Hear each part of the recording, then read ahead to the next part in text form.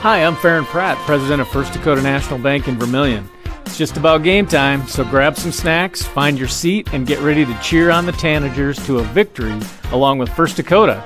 And after the game, when you've had a chance to catch your breath, come on down to First Dakota National Bank and chat with us about how we can win your business too. We've got a pretty impressive team, if I do say so myself. But for now, it's game time. Let's go Tanagers!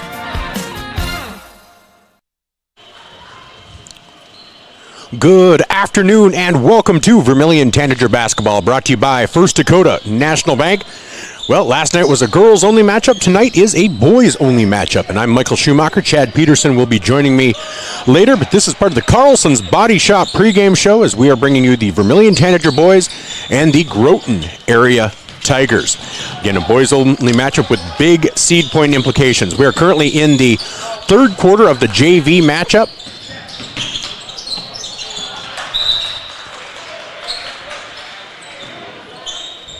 As out there right now, Vermillion trails 23-14.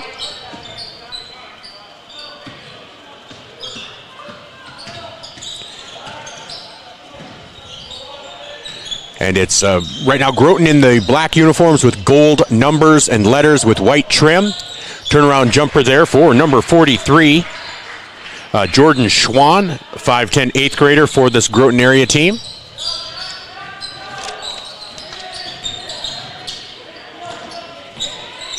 And here comes Daxton Christensen.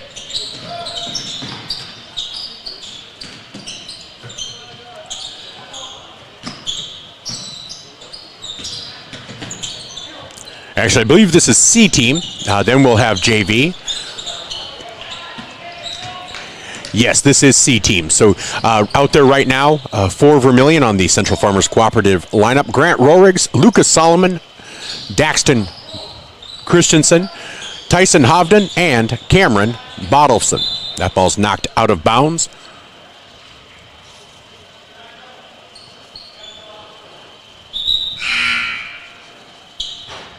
By Groton, so with 3:54 to go in the third quarter, Daxton Christensen checks out, and Kyler Wallen checks in for the Tanagers.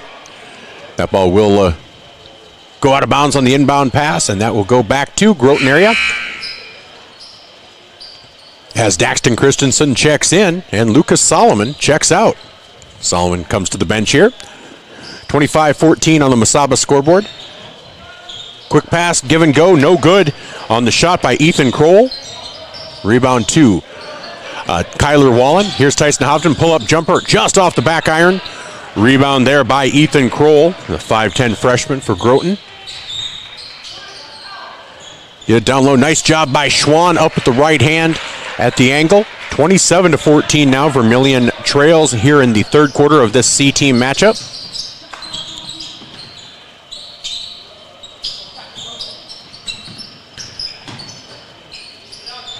Hovden drives in, pulls up. That one just short. Rebound into the arms of Jordan Schwann.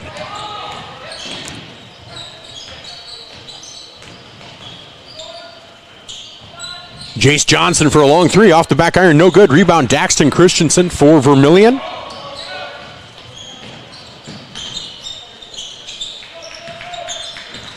Christensen drives in, pulls back out. Gets it over to Hovden. Hovden will be blocked, will be fouled there by number 41, Ethan Kroll. Hovden, a 5'7 freshman on this Tanagers team. As Solomon gets ready to check in.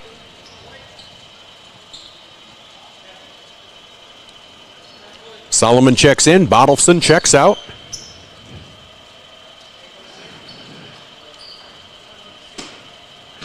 Again, thank you for joining us here on Vermillion Streaming on YouTube. We will be joining ESPN Radio in just a moment. As Ethan Kroll brings the ball up on the right-hand side, goes up and in with the left hand, and wow, that stuck on the top of the rim for as long as I could remember seeing a ball stay there. And here's a steal as Hovden loses control. Steal by number 22, Carson Zach.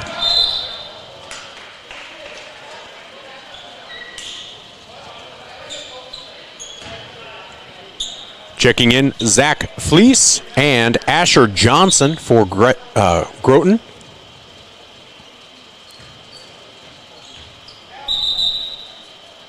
As Rohrig is ready to inbound the ball. Gets it into Hovden, under the basket of Groton area. Brings it over. Hovden, boy, lost the handle there too, but got it back. He'll drive in, a little floater up, and no good. Hovden, boy, just a little off tonight. Shot not falling for him. And there's going to be a timeout taken by Groton area, so we'll take a timeout as well. It's a quick 30-second timeout. And this timeout will be brought to you by Murph's Appliance on Main Street in Vermillion. On the Masaba scoreboard, Vermillion trails 29-14 in this C game. Minute 55 to go in the third quarter. This is Tanager basketball.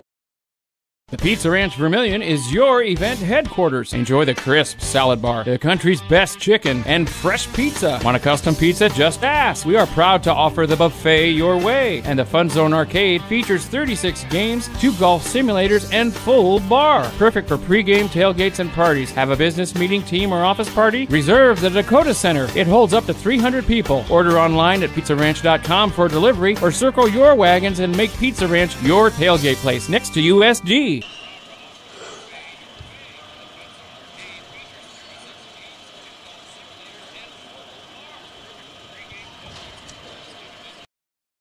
The Dairy Queen Grill and Chill in Vermillion is proud to support local athletics like USD and the Tanagers. The DQ fall flavors are in, and DQ has great food at great prices. Get a $7 meal deal. Choose from a cheeseburger or 3-piece chicken basket with fries, a drink, and a sundae for only $7. Got an office team party or birthday party? If you want to celebrate, don't bake, buy a DQ cake. And DQ supports the Sanford Children's Network. So after the game, take your team for a thrill to the Dairy Queen Grill and Chill, 905 East Cherry Street, Vermillion, South Dakota.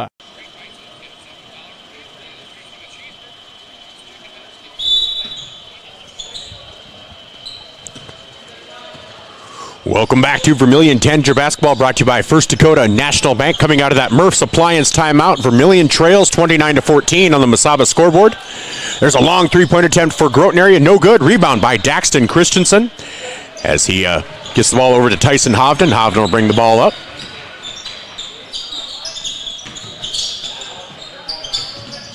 Christensen gets it over to Kyler Wallen. Here's Solomon, guarded out there by Jace Johnson. Hovden for three. That one was deflected, and that'll be off of number 34, Asher Johnson of Groton area. Oh, no, they're going to say it was off of Grant Rorig's. As Wallen checks out and Bottleson checks back in. So out there now, Bottleson, Solomon, Hovden, Rorig's, and Christensen for the Tanagers. Again, this is the C game of the matchup. There's going to be a foul on Vermillion, on Bottleson, I believe.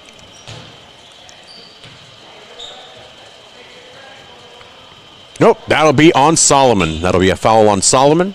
Second team foul of the quarter. 1:03 to go here in the third quarter of this C game matchup. 29-14, Vermillion trails. Here's Asher Johnson with the ball. Gets it over to Ethan Kroll. Kroll drives in the baseline. And that will be out of bounds.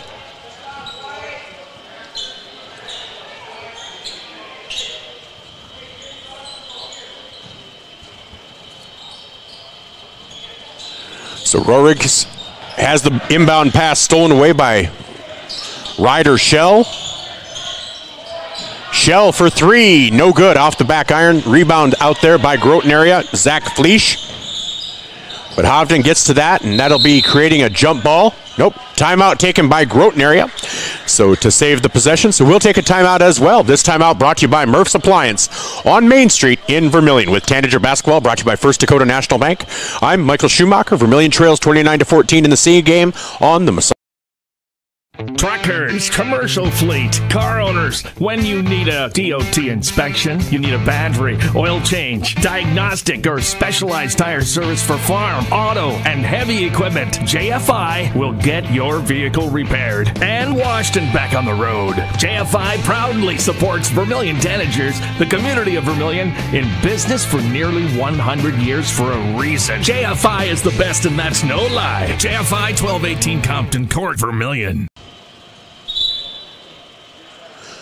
Welcome back to Vermillion Tanager Basketball, brought to you by First Dakota National Bank. I'm Michael Schumacher, coming out of that Murph's Appliance timeout.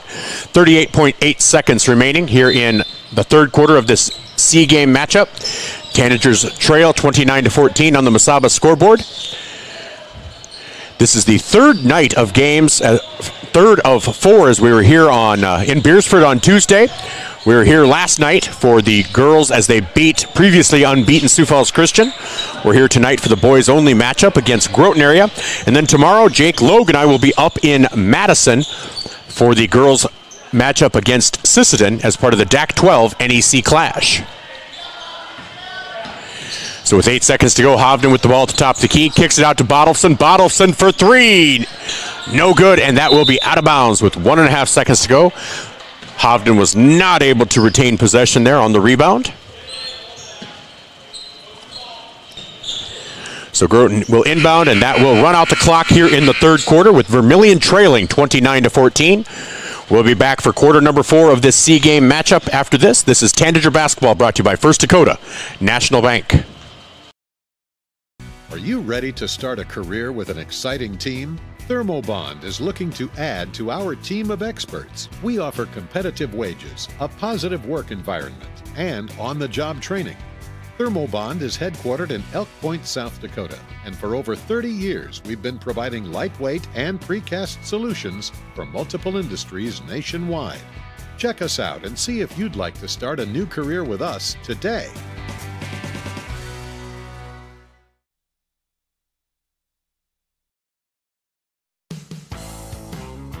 Welcome to Runnings in Vermillion.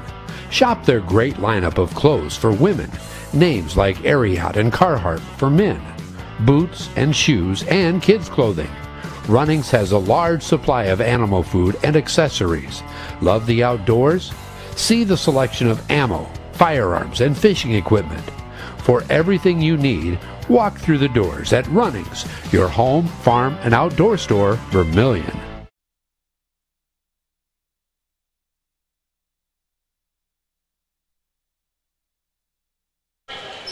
Welcome back to Vermillion Tanager Basketball, brought to you by First Dakota National Bank.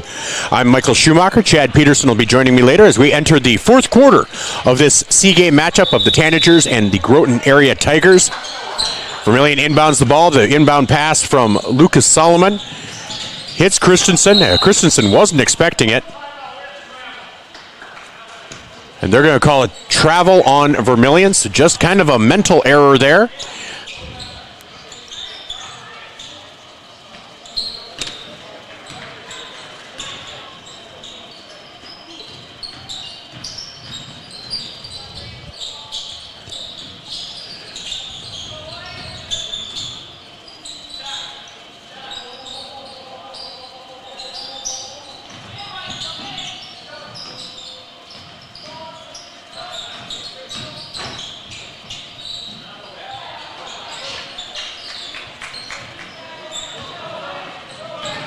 So 29-14 with 6:20 to go here in the fourth quarter of this C game matchup. Long three-point attempt drained by Lucas Solomon. Makes it 29-17 on the Masaba scoreboard.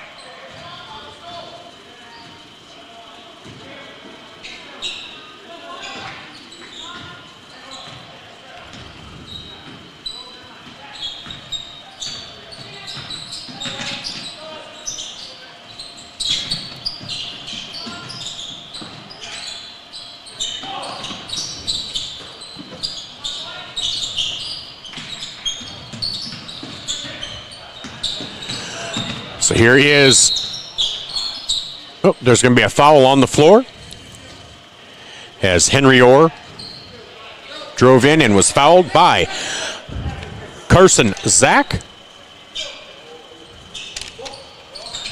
So we get the ball into Daxton Christensen in the paint, up the right hand, up and in, 29-19. Vermillion has cut that lead down to 10 with 5:18 to go here in the fourth quarter of this C game matchup.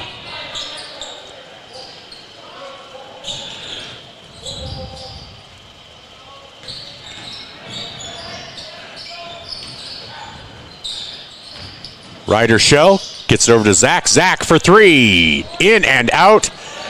Nice job there by Jordan Schwann to knock the ball out of Henry Orr's hands.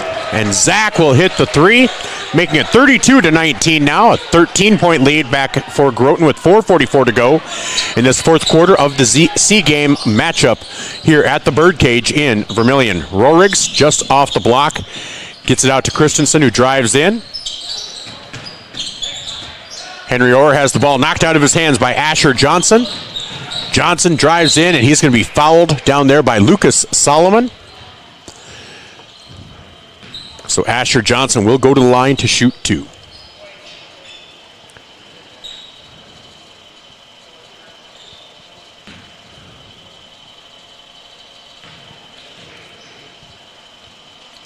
First free throw by Johnson is up and good. Makes it 33-19 in favor of Groton area. Johnson's second free throw rattles around and is off. Rebounded there by Grant Roriggs.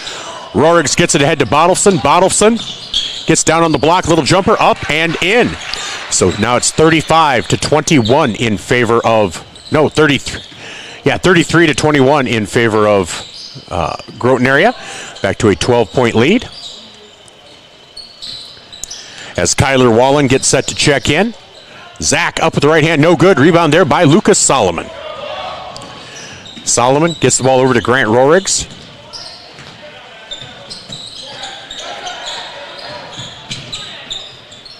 Roriggs up with the jumper just inside the free throw line. So Grant Rorig now with a beautiful shot there. Cuts that lead back down to 10 on the Mesaba scoreboard. 3:37 to go here in the C game. Again, Tanagers in white with red letters and black trim. Groton area in black uniforms with gold numbers and letters and white trim. And there's going to be a foul on the floor, I believe. And that'll be on 23. That'll be on Daxton Christensen as Kyler Wallen checks in. Lucas Solomon checks out. Again, a big matchup tonight for both the Tanagers and the Tigers. As Asher Johnson gets the inbound pass, gets it out to Carson Zach. And here's Daxton Christensen on the block, gets it over to Grant Rorig. Grant drives in, gets it out to Bottleson, unable to hit the three, does go after his own rebound and does not get to it in time. Ethan Kroll is able to track it down. Here's Carson Zach with it being a 10-point lead for Groton area. Nice job by Rorig to cut in between that pass and get a steal. Rorig brings the ball up, gets it down low to Daxton Christensen, and now it's down to a single-digit lead, 33-25 here in the C game. Vermillion trails as they get the ball into Ethan Kroll. Kroll gets it out to Carson Zach. Asher Johnson for three. No good. Rebound there by Kyler Wallen. All of a sudden, Vermillion's within 8. And that ball is out of bounds, though, off of Wallen. Groton area will retain possession.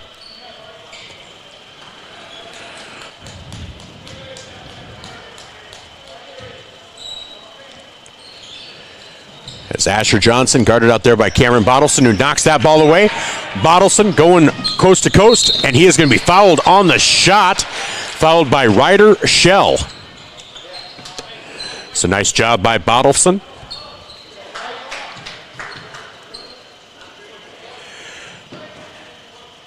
He'll go to the line to shoot two. 2:19 to go. Vermillion trailing by 8.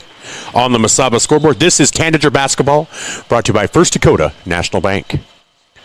First free throw by Bottleson is off the back iron. Second free throw coming up. As Connor Kroll, a 5'4", 8th grader, checks in. Asher Johnson checks out. That free throw is, they're going to say Bottleson stepped over the line. So that good free throw is no good. It will not count. Count remains 33. Score remains 33-25 with 2:16 to go in quarter number 4, and that'll be a foul on Bottleson, as he did not give the runner a chance to position himself. So here's Carson Zach, guarded by Rohrig. Gets it over to Connor Kroll. Kroll drives in.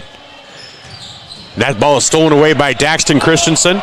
8-point lead for Groton area. Bottleson gets it over to Solomon for 3, and Solomon hits it.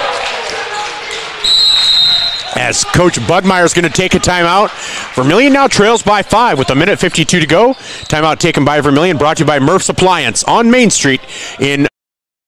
I'm Blaine Olson, owner of Blaine's Body Shop in Vermillion. I grew up here, graduated here, and now have a business here. I'm proud to serve the community that has helped me live this dream. I have top-notch equipment, the latest in training, along with a worth ethic and the desire to serve you. Should you need repairs in the future, please remember Blaine's Body Shop across from Polaris on the Highway 50 bypass in Vermillion. Blaine's Body Shop. Automotive collision repair. Now online at blainesbodyshop.com.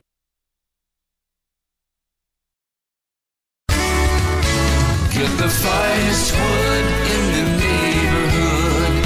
Down at the lumberyard. But it's not just wood at the lumberyard. With a wide variety of quality building materials, the folks at the lumberyard can help you with all of your project needs. Whether it be paint, siding, cabinets, windows, or of course lumber, the lumberyard is ready to help. The best wood in the neighborhood at the lumberyard, 1000 West Cherry Street in Vermillion.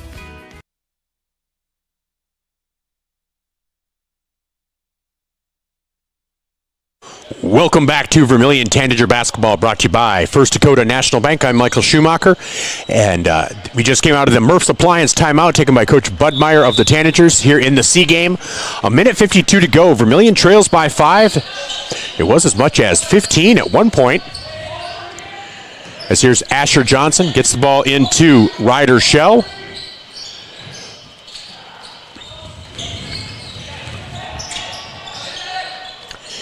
Here's Carson Zach, guarded by Rohrig. Back out to Johnson for 3. No good. The ball is out of bounds off of Groton, so Vermillion will be inbounding.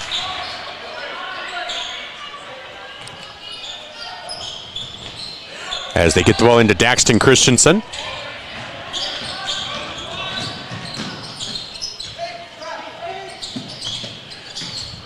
Out to Daxton Christensen here, over from Rohrig. 1:11 to go. 5-point lead for Groton area.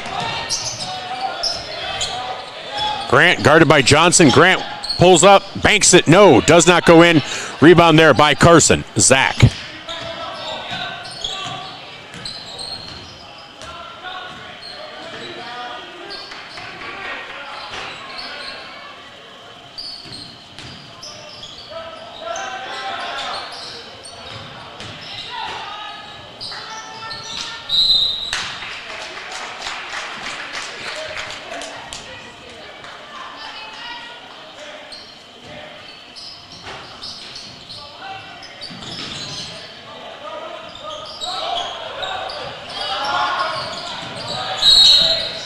Boy, that's going to be an offensive foul on Grant Rohrig, and Grant disagrees, and so does Coach Budmeyer.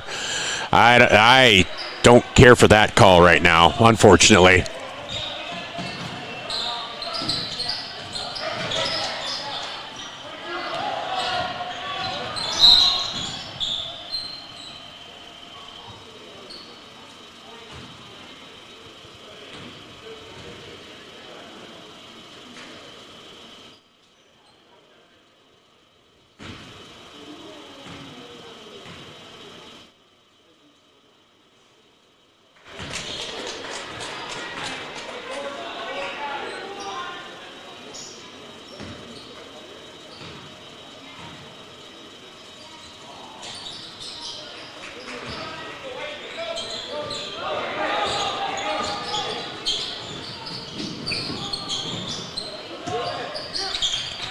24 seconds to go. That shot is off the back iron. Rebound there by Asher Johnson. I think they're going to call a foul. Boy, I thought it might be a jump ball, but they're going to call a foul on Cameron Bottleson.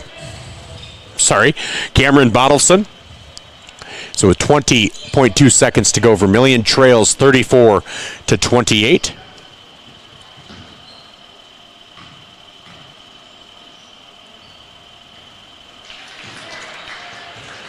As that one makes it a 3-possession game, so it does look like the C team will fall tonight.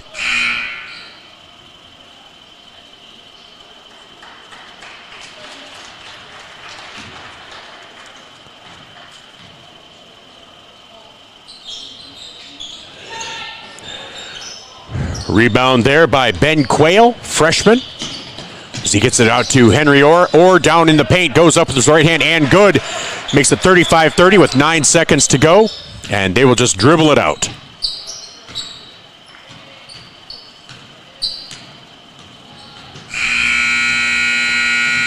And that will do it. Vermillion C team will fall 35-30 as we will get ready for the JV matchup now. And so we'll take a quick timeout, and then we'll be back with some more of the Carlson's Body Shop pregame show as we're bringing you the Tanagers hosting the Groton Area Tigers. We'll be back. This is Tanager Basketball brought to you by First Dakota National Bank.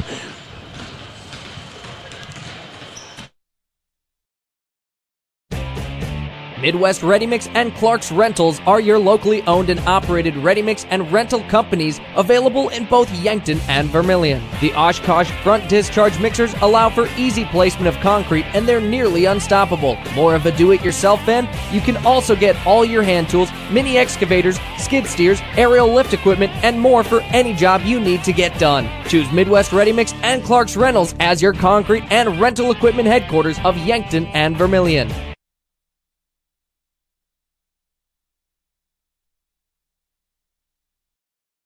This is your invitation to thrive in Yankton, South Dakota.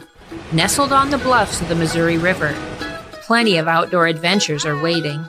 Whether you work remote or in a traditional office, we have a spot for you. Quality healthcare, diverse manufacturing, progressive school system, Mount Marty University, and so much more. Explore with family and friends. Let's thrive together.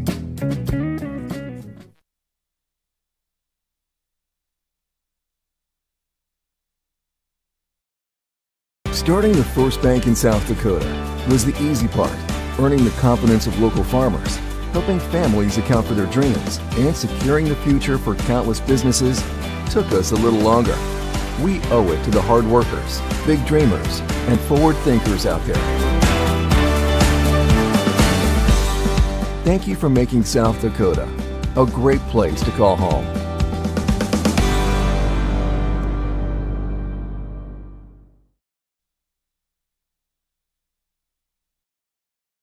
If you want somebody to come into your home and fix everything right the first time, look professional, act professional, treat you with respect, you gotta call Kaylin's. When they come in, I feel that they want to be there. I feel that they want to help me.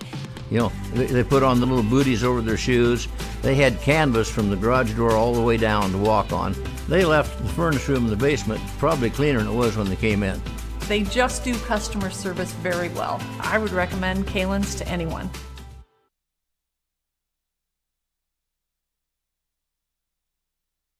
Welcome back to Vermillion Tanager Basketball brought to you by First Dakota National Bank. This is the Carlson's Body Shop pregame show as we get ready for the JV matchup between the Tanagers and the Tigers. Tanagers of Vermillion and the Tigers of Groton area. I tell you what, let's take a look at the most recent South Dakota Prep media poll coming out this last week, and there will be changes, obviously. We've already heard of some upsets and defeats that will change this, but in the boys, Class AA, Brandon Valley on top with 10 first-place votes. They were in second before, but Lincoln fell to Mitchell. Lincoln falls to second with 6 first-place votes. Mitchell moves up to third from fourth with 2, and Harrisburg is up to fourth from third. or falls to fourth from third. Tied for fifth is Huron at 8-4 and Washington at 7-4. Receiving votes, O'Gorman and Spearfish. In Class A boys basketball, Sioux Falls Christian boys on top with all 19 first place votes, followed by Hamlin, Rapid City Christian, West Central, and Clark Willow Lake. Receiving votes, St. Thomas More and Dakota Valley. And that's one of the things, if you look at that Class A, Vermillion fell to Sioux Falls Christian by 13 earlier this season. And Groton area also played Sioux Falls Christian. Let me get that pulled up here. Groton area played Sioux Falls. I thought they played Sioux Falls Christian. I apologize. It does not look like they did. They played West Central and Dakota Valley. That's who I was thinking of. So they Sioux Falls Christian, Hamlin. They fell to Hamlin. Groton area did in the first game of the season. They lost by 28. Rapid City Christian in third at 11-2. West Central in fourth. Both teams played West Central. Vermillion fell by 2 on that last second shot. Groton area fell by 16 early in the season. And Vermillion, of course, fell 64-62 on that last second shot after they had outplayed them for about 28 minutes. Again, 4 minutes of everything and absolutely everything that could go wrong going wrong for the Tanagers. And then Clark Willow Lake in fifth. And receiving votes, St. Thomas More and Dakota Valley. Vermillion will play Dakota Valley on senior night on Tuesday here at the Birdcage, whereas Groton area played Dakota Valley earlier, not that long ago, and that was on the 18th. And fell 70-64 at Dakota Valley. So some fair comparisons there, but obviously those are never absolute. They're always just fun to look at common opponents. So let's take a look at Class B boys basketball rankings. Number 1 with all 19 first place votes is Viborg Hurley. Castlewood in second at 13-2. Del Rapids St. Mary in third at 13-1. Wessington Springs in fourth at 11-1, and Leola Frederick area in fifth at 14-1. Also receiving votes, Parkston, Howard, and Lemon.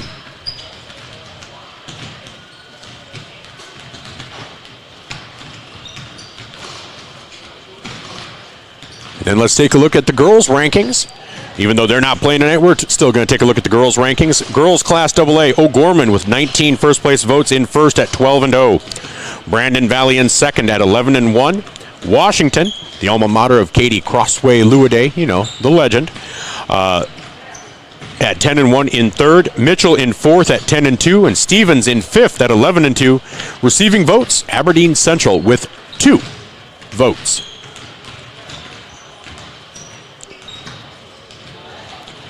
In Class A, Sioux Falls Christian with 18 out of 19 first-place votes. But I don't think that's going to be the case this next week because Vermillion beat them last night and beat them fairly handily. So a nice win by the Tanagers. We'll see how this shakes up. Makpialuta might be the top-ranked team next week as they were receiving 1 first-place vote. And in second, Dakota Valley in third at 13-1. They defeated Elk Point Jefferson, so Dakota Valley's going to be getting some of those first-place votes as well. And then Hamlin in fourth and EPJ in fifth. Again, EPJ fell last night to Dakota Valley. And then receiving votes, Mobridge Pollock and Vermillion. That game on Tuesday with Dakota Valley, that'll be a girls-boys doubleheader. So get here early. Pack the Birdcage for the Tanagers, as Dakota Valley always travels well. So we'd love to see you here for that. Again, Mobridge Pollock and Vermillion both receiving votes. Expect Vermillion to receive quite a few more votes, barring any upset tomorrow against Sisseton. Tomorrow we will be on the air about noon, both on ESPN Radio and Vermillion streaming, as the girls prepare to take on Sisseton in the DAC 12 NEC Clash. That should be a really good game as well, and a good chance for more seed points for the Tanagers. And then in Class B, Centerville, at all 19 first-place votes. You know, they defeated Vermillion earlier in the season at the Sanford Coyote Sports Center at the Booster Club Classic. And then Parkston at 12-2 in second. Ethan at 11-2 in third. Lyman at 11-2 in fourth. And Harding County at 13-0 in fifth. But I do believe Ethan lost on Tuesday, so again, expect a shake-up in Class B. And Parkston, boy, they escaped just escaped with a victory last night against Sanborn Central Woonsocket. Bennett County received 1 vote. I really like them, so we'll see where they end up. So that's a look around the most recent South Dakota Prep Media Poll. When we come back, we'll have tip-off for the JV matchup of the Tanagers and the Tigers. This is Tanager Basketball, brought to you. Fuller Digital Solutions started small, but now we're growing as FDS provides live streaming coverage for over 20 schools across 3 different states on our Fuller Digital Solutions YouTube channel. Subscribe to get notified when we go live for your school events. Big events are captured live, and your business can get noticed with advertising during our live streams. Local talent and camera operators are encouraged to contact us too for future employment. No experience necessary. We will train. For information about advertising or working with Fuller Digital Solutions, email us and follow us on Facebook.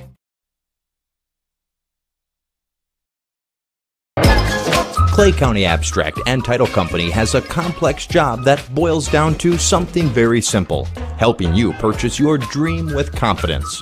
When investing in a new home, a new site for your business, or piece of property, you want peace of mind that the property is truly yours. Clay County Abstract and Title Company has been doing just that since 1946. Clay County Abstract and Title Company, proud supporters of Vermillion activities and proud to be a part of your dreams come true.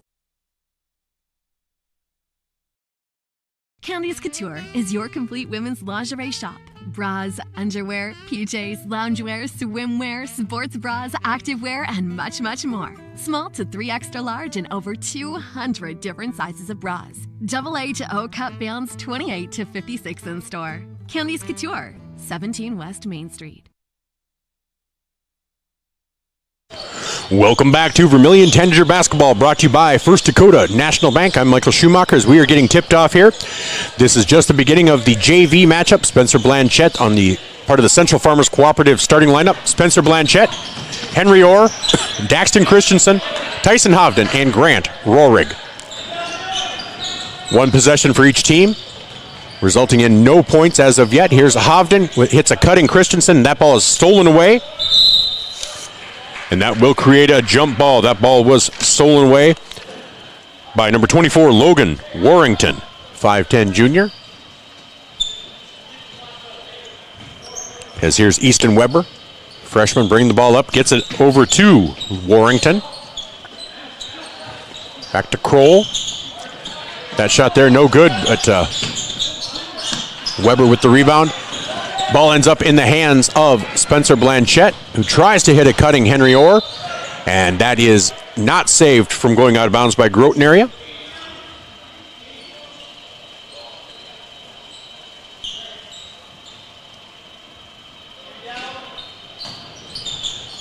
Here's Henry Orr in the paint, up with the right hand, and that is blocked.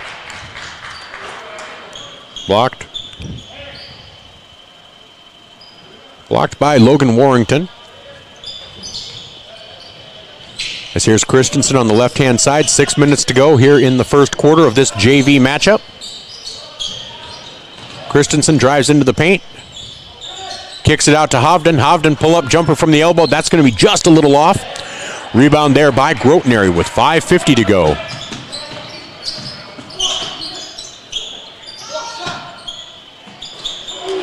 There's a three-pointer there by Easton Weber.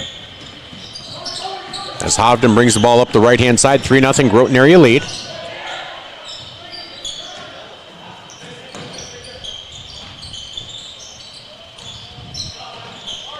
That shot by Christensen just off the mark. Rebound there by Groton area.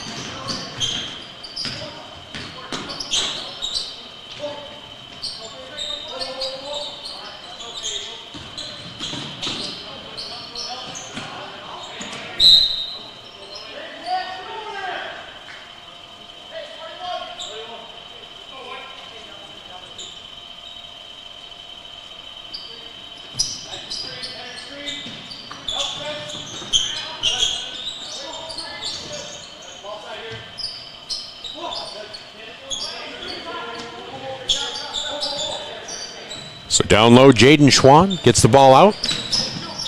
Drives in, and that does not go. But that ball will be out of bounds off of Schwann.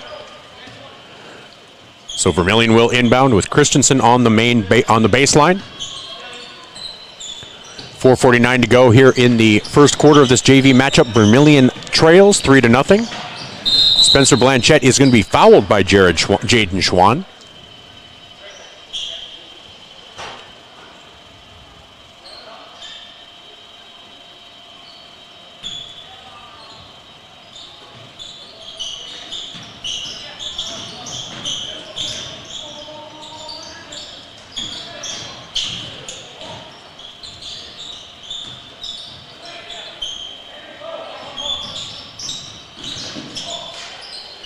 So Orr gets it out to Christensen.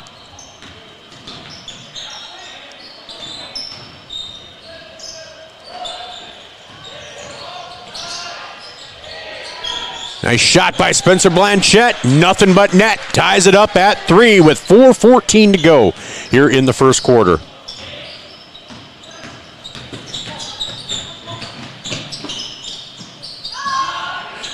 Three-point attempt from the corner by Schwann, no good. Rebound by Groton area is up and in. That was Easton Weber with that, sorry.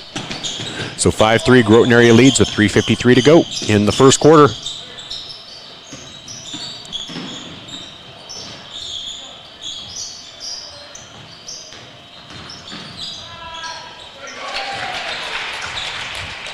There's a two-pointer by Vermillion.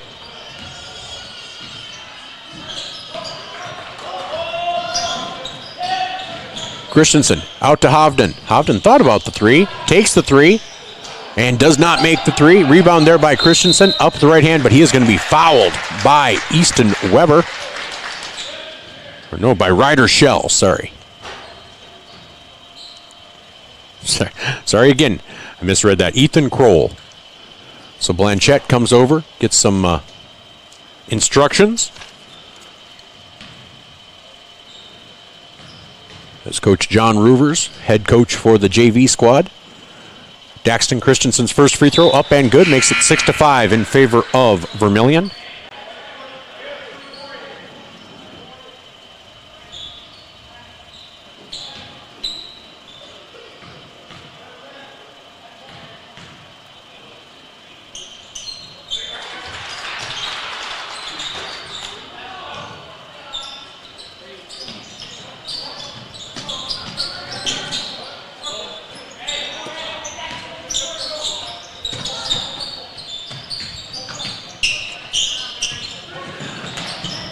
So here's Jace Johnson. Up top, Ethan Kroll. Kroll tries to get it down low to Logan Warrington, and there's going to be a foul called on Daxton Christensen.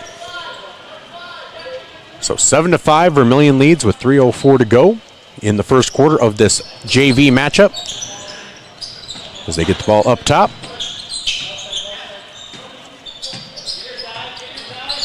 Ball is knocked out of bounds by Daxton Christensen. So ball will stay with Groton area.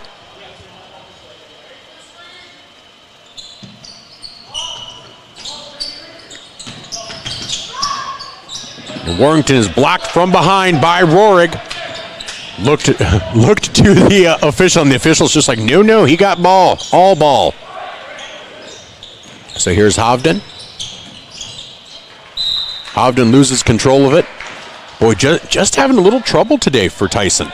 Usually sure-handed, and between the freshman game, the C game, and the JV game, I think that's the third time I've seen that happen, unfortunately.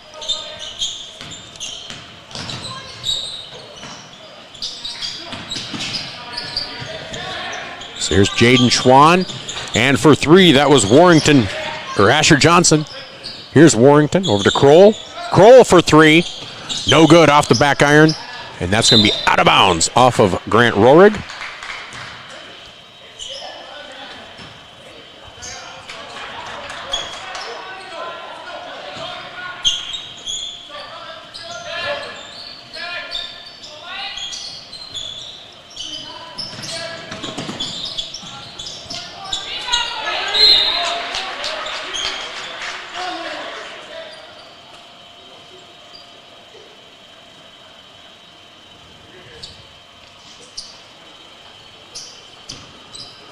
So foul on Grant. That's his first. Free throw up and no good for Logan Warrington.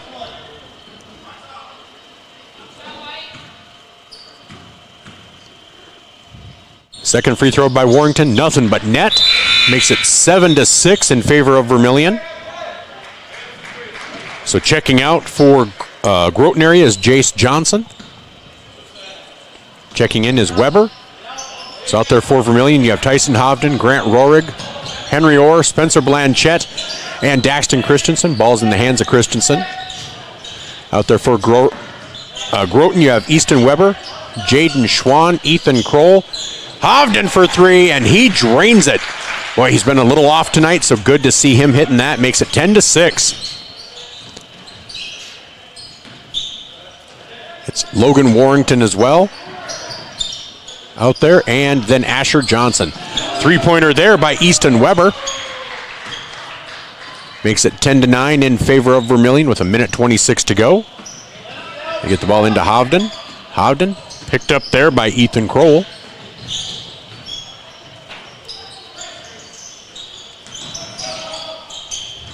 Pass from Blanchette over to Christensen. Here's Orr. To Hovden. Hovden will take that three. Just a little off the mark. Rebound there by Easton Weber.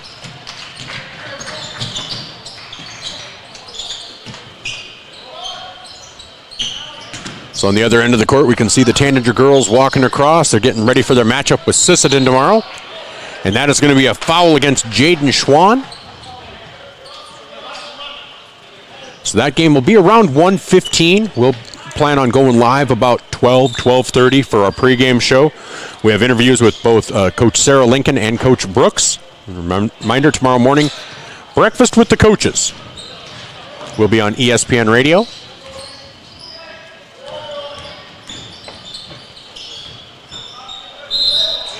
So Rohrig is fouled on the shot. Oh.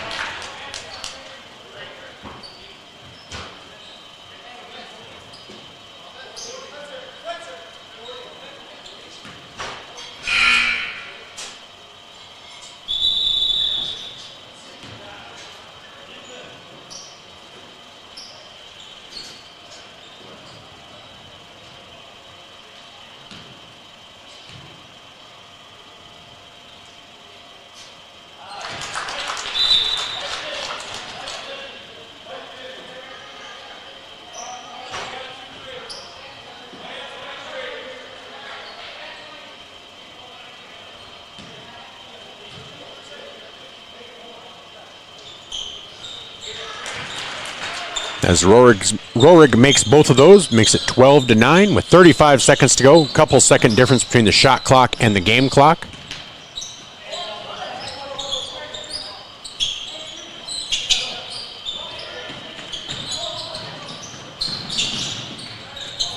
As boy, Schwann lost control but was able to recover it. There's a three-point attempt, no good. Rebound there by Grant Rohrig. Nice job by Grant. 12-9 lead for Vermillion with 12 seconds to go here in quarter number one. Blanchette from the corner. No good. Rebound put back by Daxton Christensen. No good.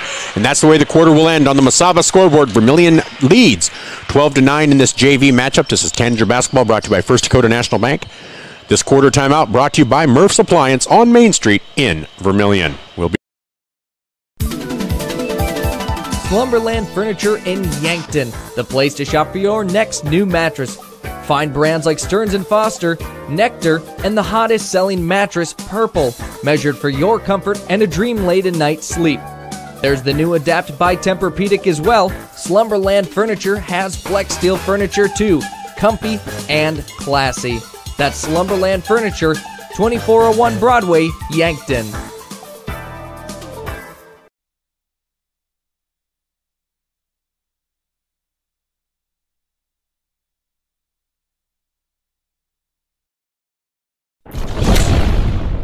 Todd's Electric, your full-service electrical contracting company. Todd's Electric services residential, commercial, agricultural, and industrial customers. From the simplest service call to the most complex design-build project, Todd's Electric has the expertise to do it right. Call Todd's Electric for all your electrical needs. Todd's Electric, helping you control all things electric. Except for lightning. Todd's Electric. Go Tanagers!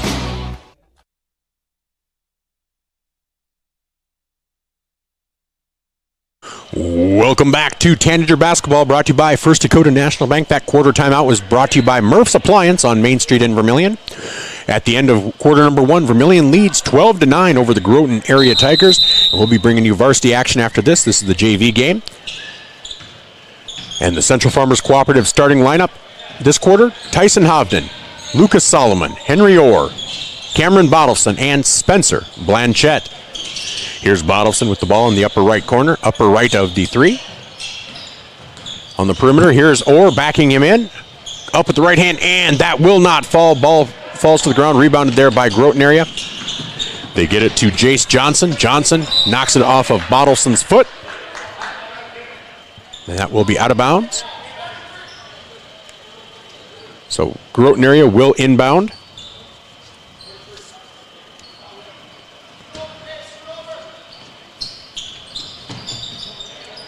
Here's Asher Johnson. Gets it up top to Easton Weber. Good ball movement by this Groton area team. Jaden Schwann.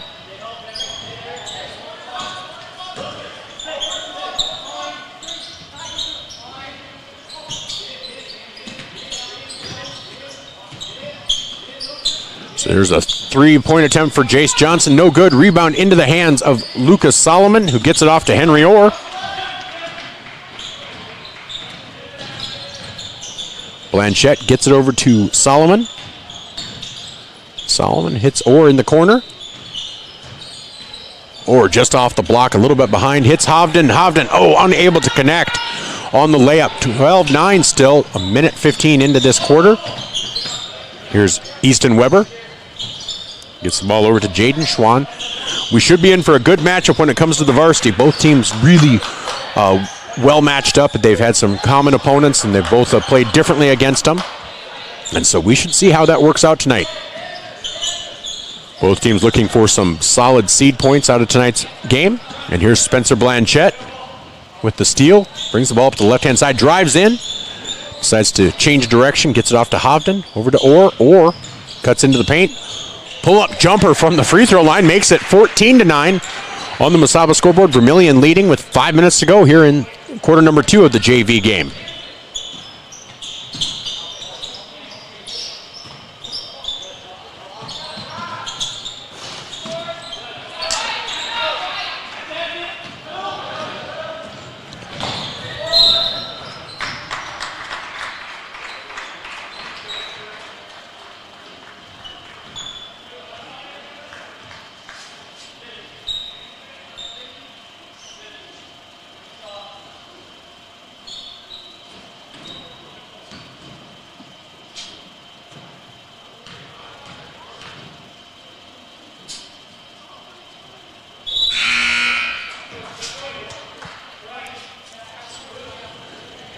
So 4:46 to go, 14-9. Spencer Blanchette at the line. Second free throw is up and good, makes it 15-9. So 6-point lead for this Tanager JV team. Here with 4:44 to go.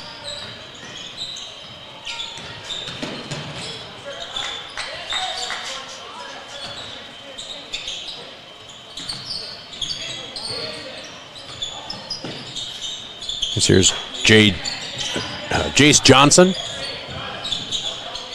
Gets the ball down low to Easton Weber. Weber down to Schwann. Schwann knocks out to Asher Johnson for 3. Off the back iron, rebound there. Off the hands of Blanchette into the hands of Henry Orr. Blanchette over to Hovden. Hovden hits a cutting Bottleson below the basket. There will be a foul on the floor. And so Vermillion will inbound with a fresh 35. As that foul will be on Jace Johnson. That'll be the second team foul of the quarter for Groton area.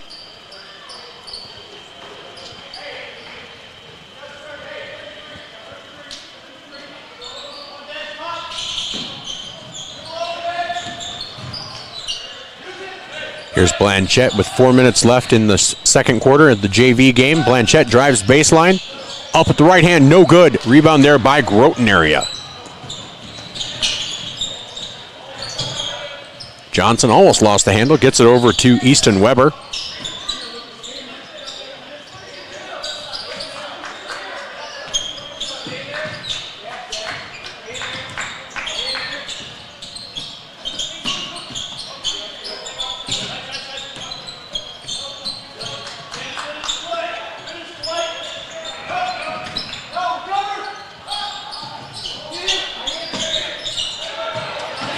So 1 second on the shot clock. No good. Did not hit the rim. So with 3:15 to go, that'll turn the ball over to the Tanagers.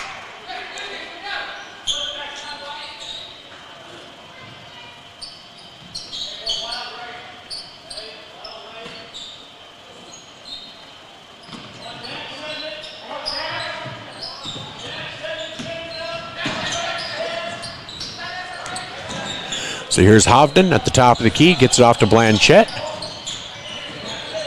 Back out to Hovden. Hovden from the corner, just a little bit off tonight, and there's a rebound by Jace Johnson.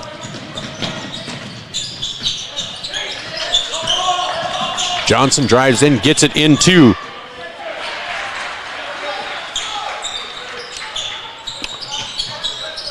well, there's no number 42 on either of their rosters for varsity, JV, or C team.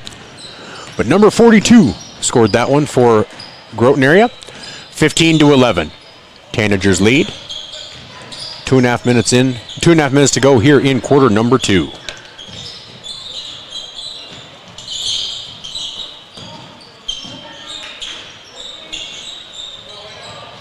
Christensen over to Solomon. 9 seconds on the shot clock. Bottleson trapped out there. Gets it to Blanchette. Blanchette with 3 seconds on the shot clock. Long three-point attempt. No good. Hits the rim. And rebound there by Easton Weber. Nice little turnaround jumper, but no good for Jace Johnson as the Tanagers are back. And here's Solomon with a nice shot, but a little bit off the mark. He thought he was fouled. They get the pass ahead to Schwann. Schwann will count the basket and the foul on Lucas Solomon. So 1:44 to go, 15-13.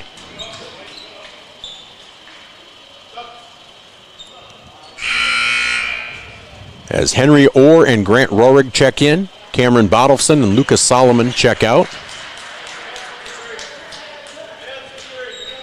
So 1:44 to go. Vermillion trails leads by 2.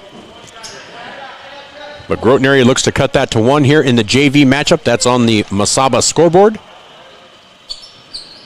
And does not hit the rebound, hit the free throw. Rebound there by Grant Rohrig.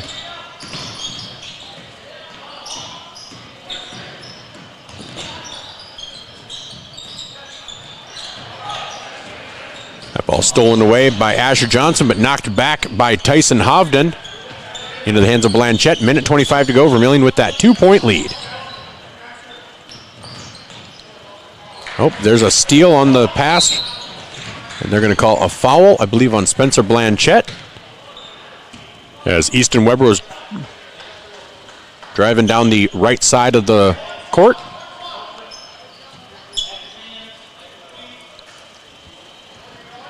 So here's Ethan Kroll to inbound.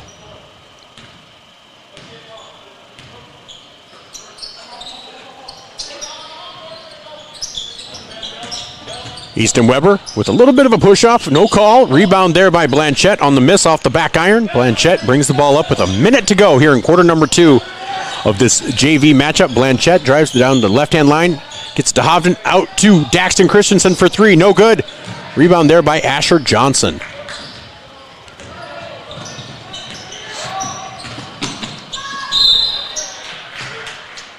And they're going to call a foul, a block. Wow. Not sure who they're going to call it on. Oh. They're going to call it on Daxton Christensen. So Asher Johnson will go to the line to shoot 2.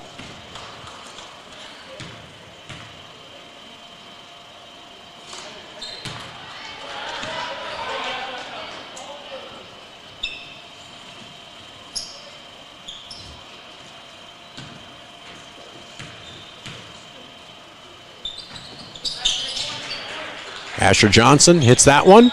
So it's 43 seconds to go. Vermillion leads 15-14.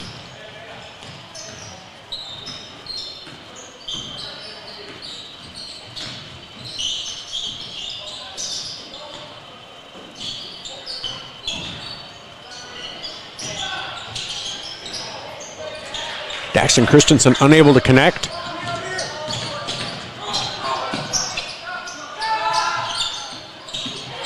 There's a three-pointer, and that is now a 2-point lead for Groton area as Easton Weber hits that 3.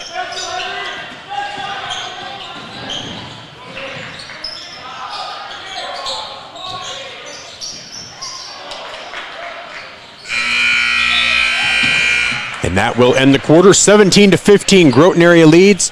The Vermillion JV will be back with our halftime show after this. This is Tanager Basketball, brought to you by First Dakota National. Wanting a specialist without leaving town? We've got you covered.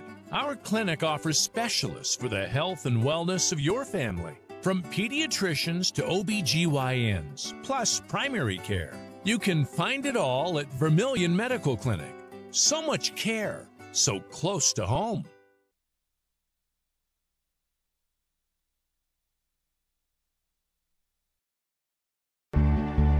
If you're looking for the perfect fit, Vermillion Vision Care Associates fits like the right pair of glasses. Vision Care Associates has its roots in family eye care, and the doctors are well known for being primary eye care providers. With the ability to treat and diagnose a variety of settings, Vermillion Vision Care Associates is the right fit for you. Plus, they can fit you into a new pair of glasses, sunglasses, or contacts that feel just right. With continuing education, see the best doctors at Vermillion Vision Care Associates.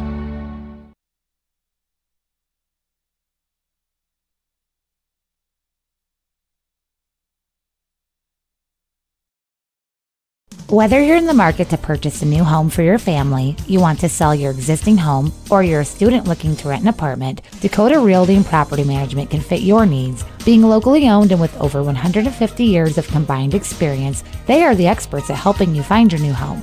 Go to Dakota Realty and Property Management because they like what they do. Dakota Realty is a proud supporter of Vermillion Athletics. Dakota Realty and Property Management, located at 125 East Cherry Street, Vermillion. Remember the Perks card from Pump and Pack? Well, guess what? There's an addition, not just a card, it's an app. The Pump and Perks app and the Pump and Perks card from Pump and Pack, Vermillion. Just go to their Facebook page, Pump and Pack, and scan the QR code and you're in. Or go to the store, Pump and Pack, and get the card. Then download the app. Each one does the same thing. Like give you 5 cents off per gallon every day, except for Sunday, it's doubled with the Perks card from Pump and Pack, Vermillion.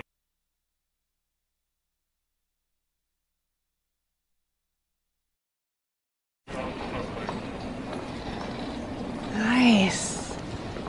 Maytag appreciates a compliment, but this Maytag washer isn't just eye candy. Wow. Inside, it's got the capacity and power to handle even the mightiest loads. I love this. Yeah, she's a beaut. It's a he. How do you know? Don't worry about it. Find Maytag products and the industry's best appliances at your local dealer. Murph's Appliance, downtown Vermillion.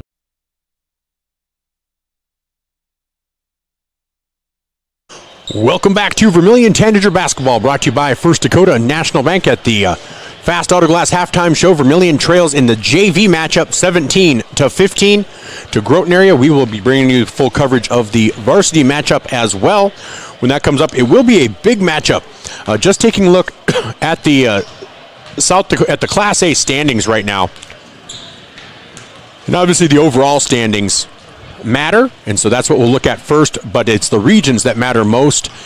In Class A, Vermillion Tanagers have moved their way up slowly but surely, and right now Vermillion's in 11th place at with a 43.4, just .029 behind Hill City, and .038 behind Pine Ridge, and .267 behind Lennox. Groton area, well, they come in at 16th at 42.571. If you look at Vermillion's region, so if they were to beat Groton area tonight, and I know that's, I'm not assuming anything, I'm just saying if. So if you're a Groton area fan, please don't put it up on the bulletin board yet, okay? I'm not saying they're going to, I'm just saying if they do in Region 4A, that would elevate them, I believe, past Vermillion, because they would Lennox, because they would have 47 seed points tonight, and so that should get them within that .267. Now Lennox, well, they are in action. They're next in action on Tuesday against Pine Ridge, so that will be a big matchup. A very losable game, but also a very winnable game. A winnable game that could get them some nice seed points as well. So as the clock winds down here on the Carlson's or the Fast Autoglass halftime show, we remind you Vermillion trails 15-17 on the Masaba scoreboard. This is Tanager basketball brought to you by First Dakota National Bank. And when we do have our Carlson's Body Shop full pregame show before the varsity game, we will have interviews with both Coach Drake as well as Coach Dolan with Groton area.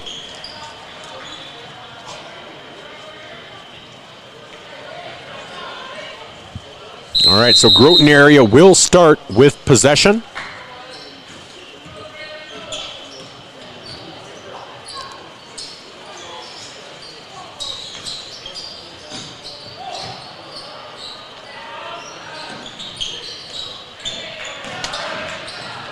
There's a steal. There's a steal by Spencer Blanchette, but he's unable to finish with the layup. And there's going to be a ball out of bounds at the other end. So 17-15. Groton area leads in the JV matchup. And Chad Peterson has joined us. Chad, how are you doing today?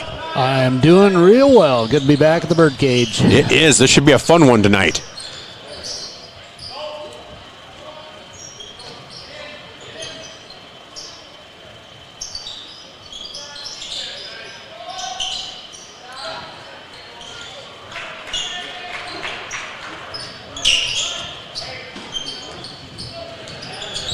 So Vermillion led 12-9 after one quarter, but after the second quarter of this JV matchup, they'd been outscored 8-3 in quarter number 2. And just some small mistakes here and there kind of haunting the Tanagers. And just a few of those just rattling around in and out, but not quite dropping for both Blanchette and Hovden. So feels like we were just here. Just here, doesn't it? It does, for sure. But I got to tell you, it feels like we were just here, but it feels like that Sioux Falls Chargers game was so long ago. In the same way, I felt like I was talking about it to somebody. I'm like, oh yeah, wait, that was just last night, but it feels like it's been a while ago. And there was a three-pointer for Groton area, making it 20-15. Yeah, there was a lot of excitement in the building last night, so hopefully it carries over to tonight and have a bunch of people come out and yeah, it'd be great if we can get a great crowd, and a great crowd would be wonderful on Tuesday as well for Dakota Valley and for senior night. Yeah, especially senior night. I mean, these guys and gals deserve the recognition. So come on out and support the Tanagers on their senior night. Yeah, I think that would be nice. So Christensen in the paint, pull-up jumper. Boy, that is the story of the last quarter and a half now for these Tanagers. Just can't get it to fall.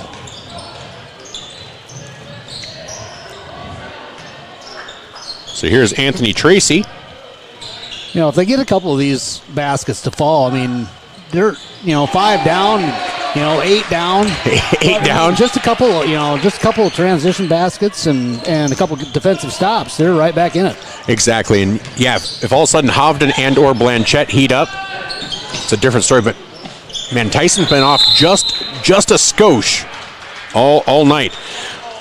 I saw it in the C game as well. Just a little bit short, a little bit off. Yeah, he can get hot and hit a couple of good jump shots and distribute the ball, and that's kind of the way this JV team works. You got Spencer and Tyson and create opportunities kind of like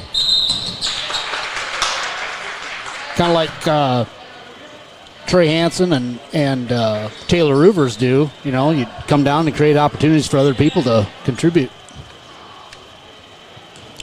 Yeah, and that's the key. And between Hovden and Blanchette, they really are nice distributors. And Henry Orr, you have this. It's a good JV squad. Just things are not falling for them tonight, and things just not going their way.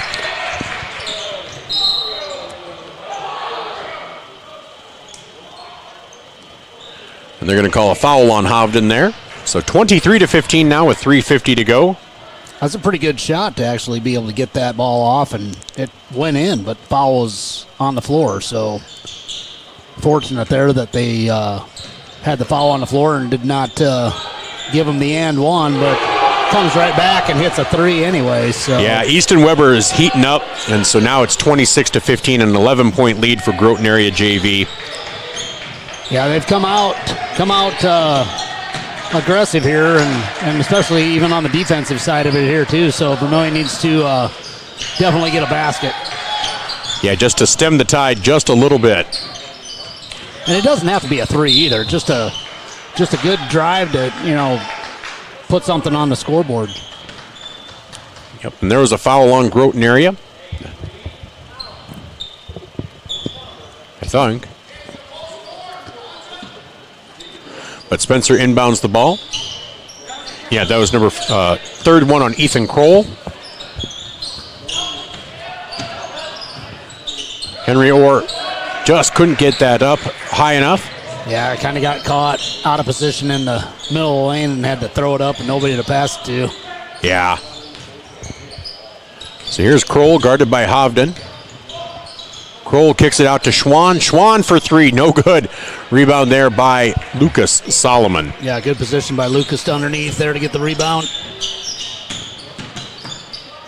And Tyson just could not get it to fall. And that's been the story of his night. It really has.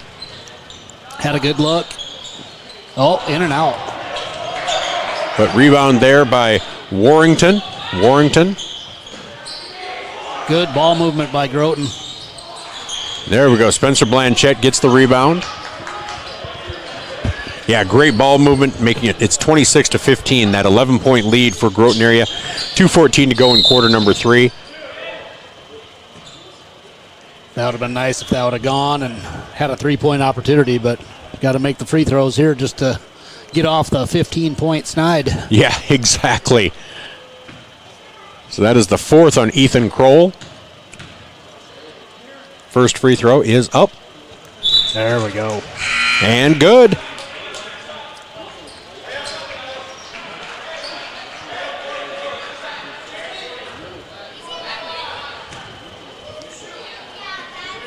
So here's Blanchette now, trailing by 10.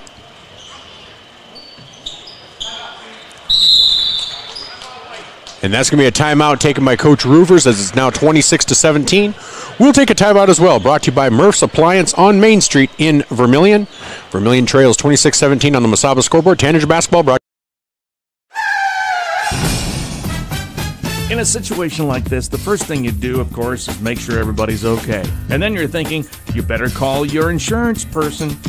No, just call Justin. At Vermillion Auto Works, you see Justin handles all the insurance claims and gives free quotes. Not everybody does the free quote thing anymore, you know. So call Justin at Vermillion Auto Works. He'll take care of the situation. Carrying WeatherTech, Rough Country, and Tuxedo. Vermillion Auto Works.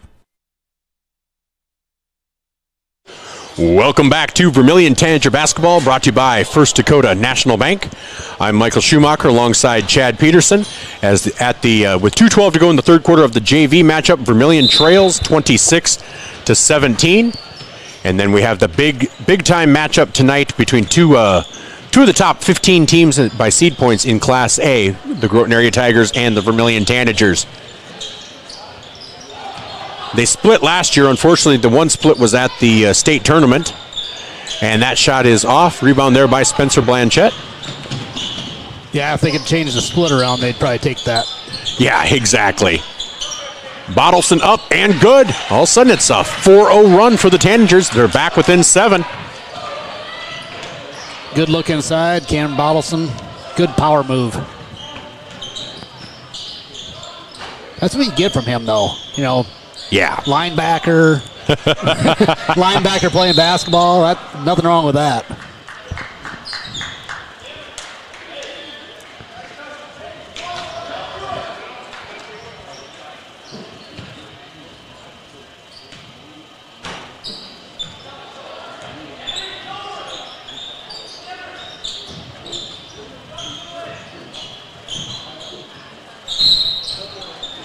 Now Spencer got caught reaching, trying to knock the ball away, but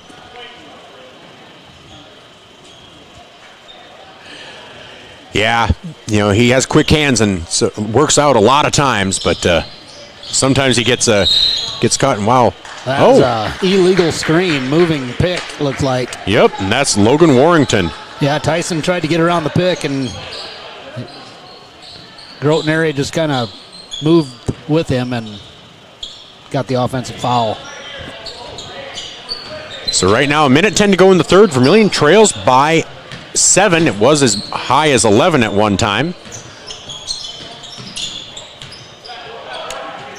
So here's Hovden. Gets it down low to Henry Orr. Orr backs in Warrington. Turnaround. Oh, could not get it to fall, but a nice effort by Henry Orr. Yeah, good move. The rim has not been friendly on this end of the floor tonight. It has not. So here's Jaden Schwann.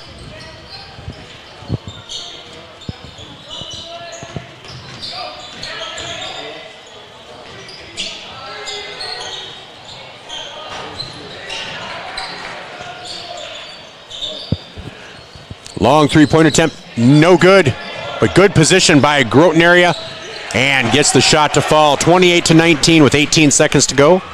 Vermillion looks to try to get it back down to a 7-point deficit, 7, maybe 6. And there's a foul, and that's going to be the 5th team foul. That's going to be a foul on Jaden Schwann, and Vermillion's going to go and shoot some free throws now. Well, if we can take advantage of some free throws and some fouls, we might be able to crawl back into this. I mean, they're only down 9, so a couple free throws here makes it essentially a 2-possession game with 4-point play, of course. But yeah, and that's what we're talking about. Just those free throws gotta go rattling around the rim. Exactly. So here comes Bottleson's second free throw. Up and good. So 20-8 with 10 seconds to go here in the third quarter. That's going to be a foul on Tyson Hovden. That's probably not a bad foul there. I think he had a clear shot to the easy layup. So make him inbound the ball and see if they can get a stop here at the end of the quarter. And here is Easton Weber, gets it over to Jaden Schwann. Jaden Schwann, no good on the 3. And that's the way the quarter will end on the Mesaba scoreboard. Vermillion trails 28-20. We'll be back after this quarter timeout, brought to you by Murph's Appliance on Main. Interior technicians. Jerry, baby, I got a great idea for your next commercial. You're in a jungle with a dinosaur, looking for an outlet for your vacuum. A dinosaur? No, I said Intech has over 30 years of commercial cleaning. Like office buildings, ensuring happy visitors and a healthy workforce. Commercial buildings? I think I can work with that, Jerry. I'm gonna make you a star. Oh my goodness. When you need it clean, call the Intech team. Hey kids, it's never too early to start planning for your future. Did you know Mesaba provides scholarships and tuition assistance? They are committed to your success, offering engineering, drafting, and welding opportunities, plus scholarships, job shadowing, and mentorship programs. Learn more at MesabaInc.com/career. When I grow up, I want to work at Mesaba. Mesaba Manufacturing. Unlock your future and rock with us.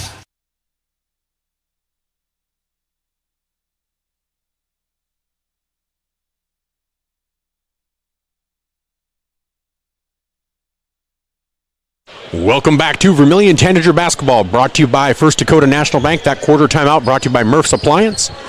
And Vermillion trails 28-20 on the Mesaba scoreboard as we enter the fourth quarter. And the Tanagers will start with possession.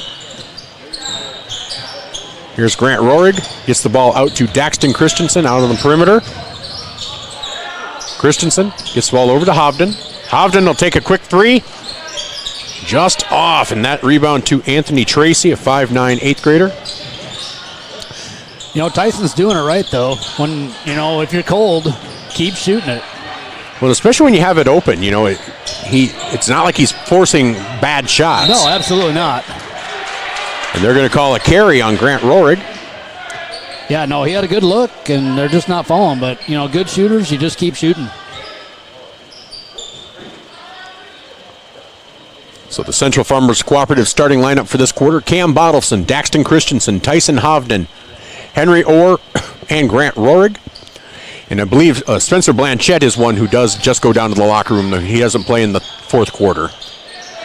So it'll be Hovden to be the one trying to catch us up here if you're looking at somebody for threes. Yeah, Spencer will come in varsity and fill that that 6th, 7th man off the bench role. So yeah, need to keep him to have enough quarters to play tonight.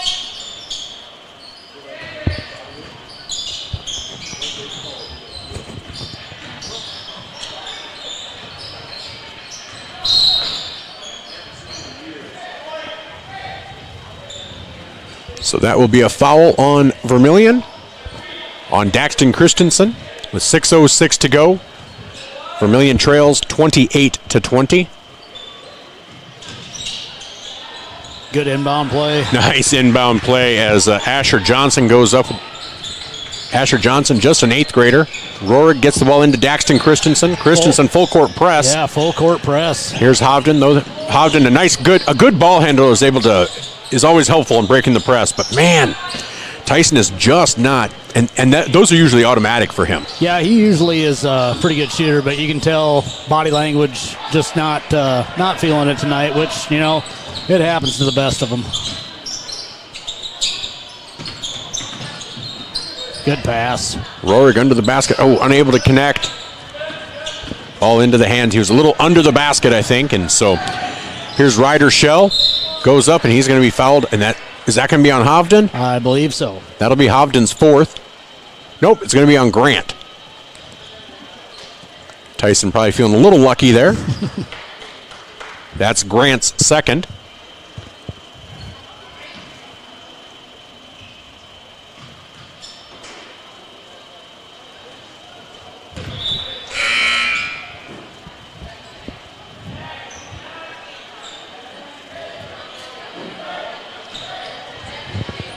As going to the line to shoot 2, Ryder Shell. This will be his 2nd, and that will go nothing but net. 31-20 now.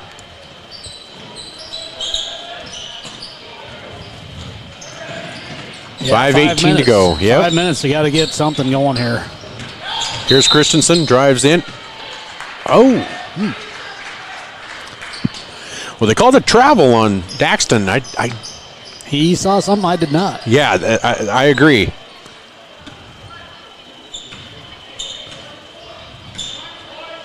Steve Mayer with a lot of referee experience, so we'll trust that he was correct. Missed layup, rebound there by Henry Orr. Over to Hovden. Hovden, pull-up jumper. That'll drain. And Coach Rivers wants to take a quick timeout, so 31-22 on the Mesaba scoreboard, 4:54 to go in this JV matchup. This is Tanager Basketball, brought to you by First Dakota National Bank. And this is the Murph's Appliance. Timeout brought to you by Murph's. A game without a crowd is just a scrimmage. A performance without an audience is just a rehearsal. Without your presence, high school sports and the performing arts aren't possible. Ensure that these essential extracurricular activities continue to enrich the lives of students in South Dakota. Purchase a ticket to your local high school's game or performance. This message presented by the SDHSAA.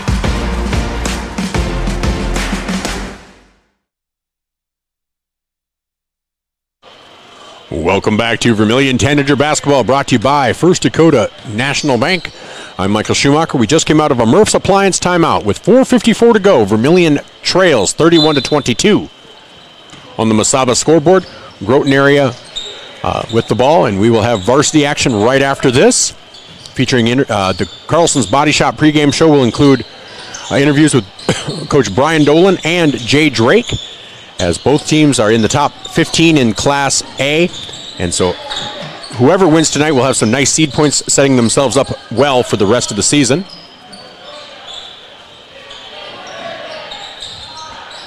So 8 seconds on the shot clock. Here's Asher Johnson. Step back jumper for 3, no good. Rebound there by Jace Johnson. Good block by Grant Rohrig. Hands in the face. And Asher Johnson sent Tyson Hovden flying. Tyson looks a little shaken up, just like, ooh, what happened? Who was the Mack truck that hit me? Well, it was Asher Johnson. That's his second foul. first team foul of the quarter. As Daxton Christensen will check in.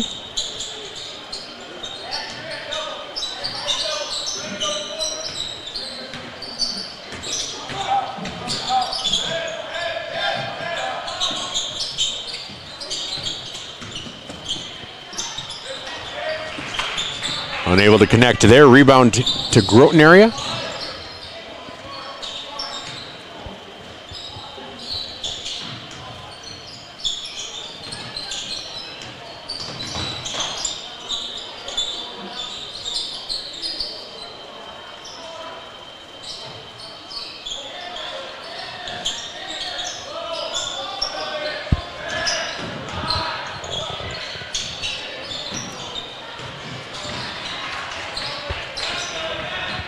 I would say the Tanagers probably need to have a basket here with 3:20 to play. I would think so, yeah.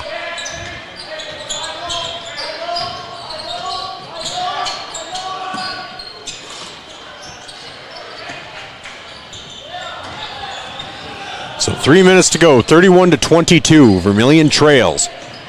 Yeah, the JV matchup, kind of got away from them. They led 12-9 after one quarter. Turnaround jumper by Jace Johnson, no good. And that's going to be a foul on Groton area, so Vermillion will have possession.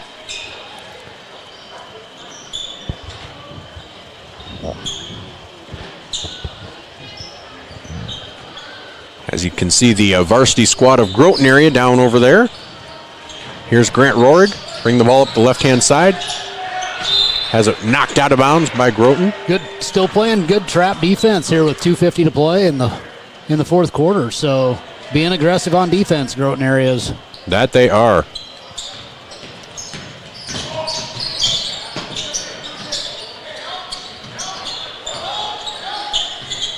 Here's Henry Orr in the paint. Pulls up, no good. And Hovden tries to get it out, and they're going to call it out of bounds on Hovden. That's good effort by Tyson trying to tap the ball back. It just went the wrong way. Yeah. So Groton area with possession, 2:37 to go now.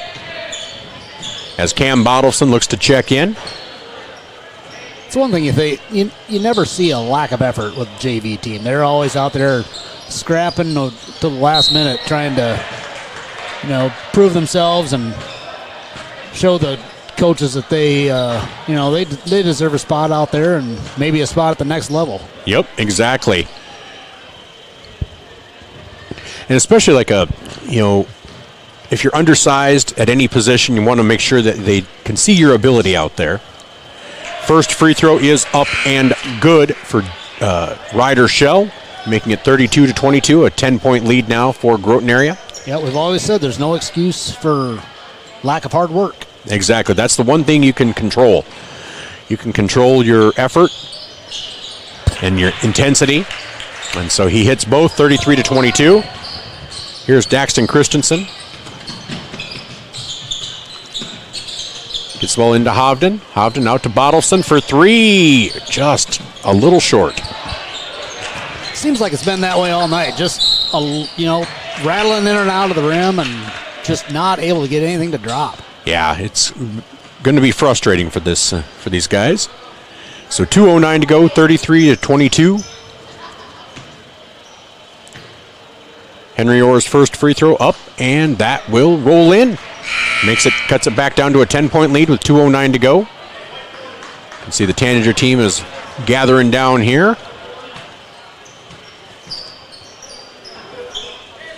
So Orr's second free throw coming up.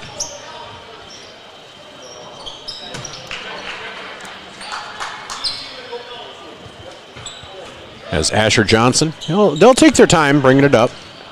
It's a 9-point game, 3-possession game. Here's Asher.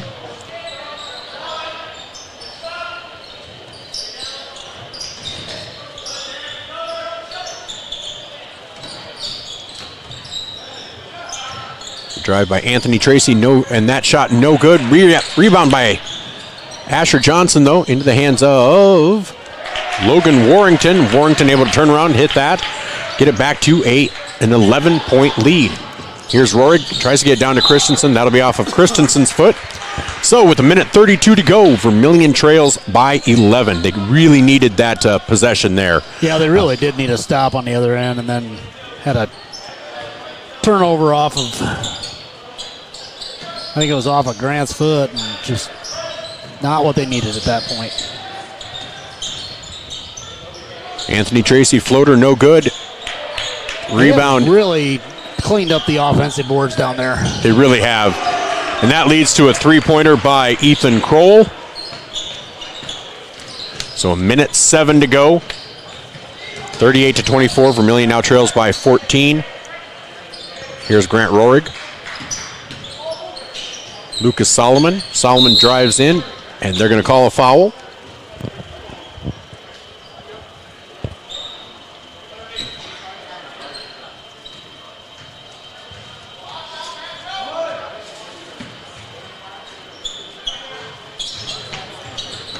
They get it down low to Orr, just off the block. Henry's caught under the basket, goes up with the left hand, no good. He just he was going to get called for 3 seconds there if he didn't do something. Yeah, he was in no man's land there. He really was. So 42 seconds to go. 13 seconds between the shot clock and the game clock. And here's Tracy driving in. Up with the right hand and good. Makes it 40-24. Shot clock is off. So Tyson Hovden tries to hit Henry Orr, and that ball is kicked. And that'll be out of bounds.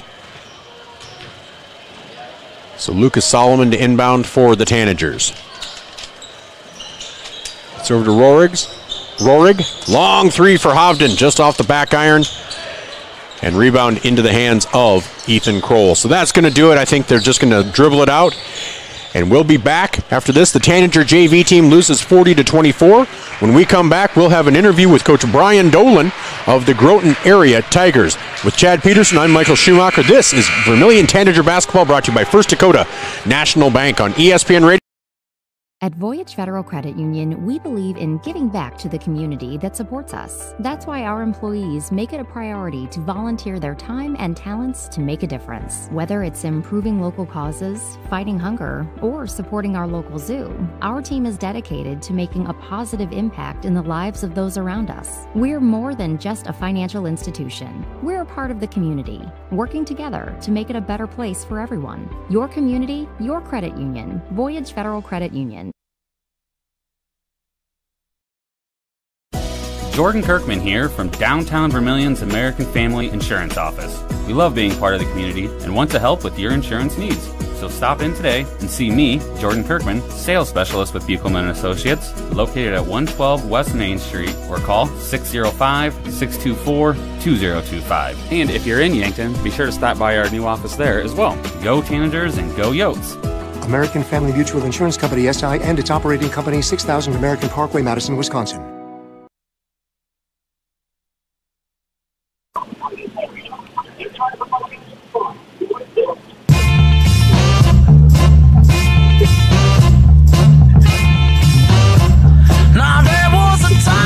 Welcome back to our Coach's Conversation as part of our Carlson's Body Shop pregame show. And on the line, the head coach of the Groton Area Tigers, Brian Dolan. Coach, how are you doing today?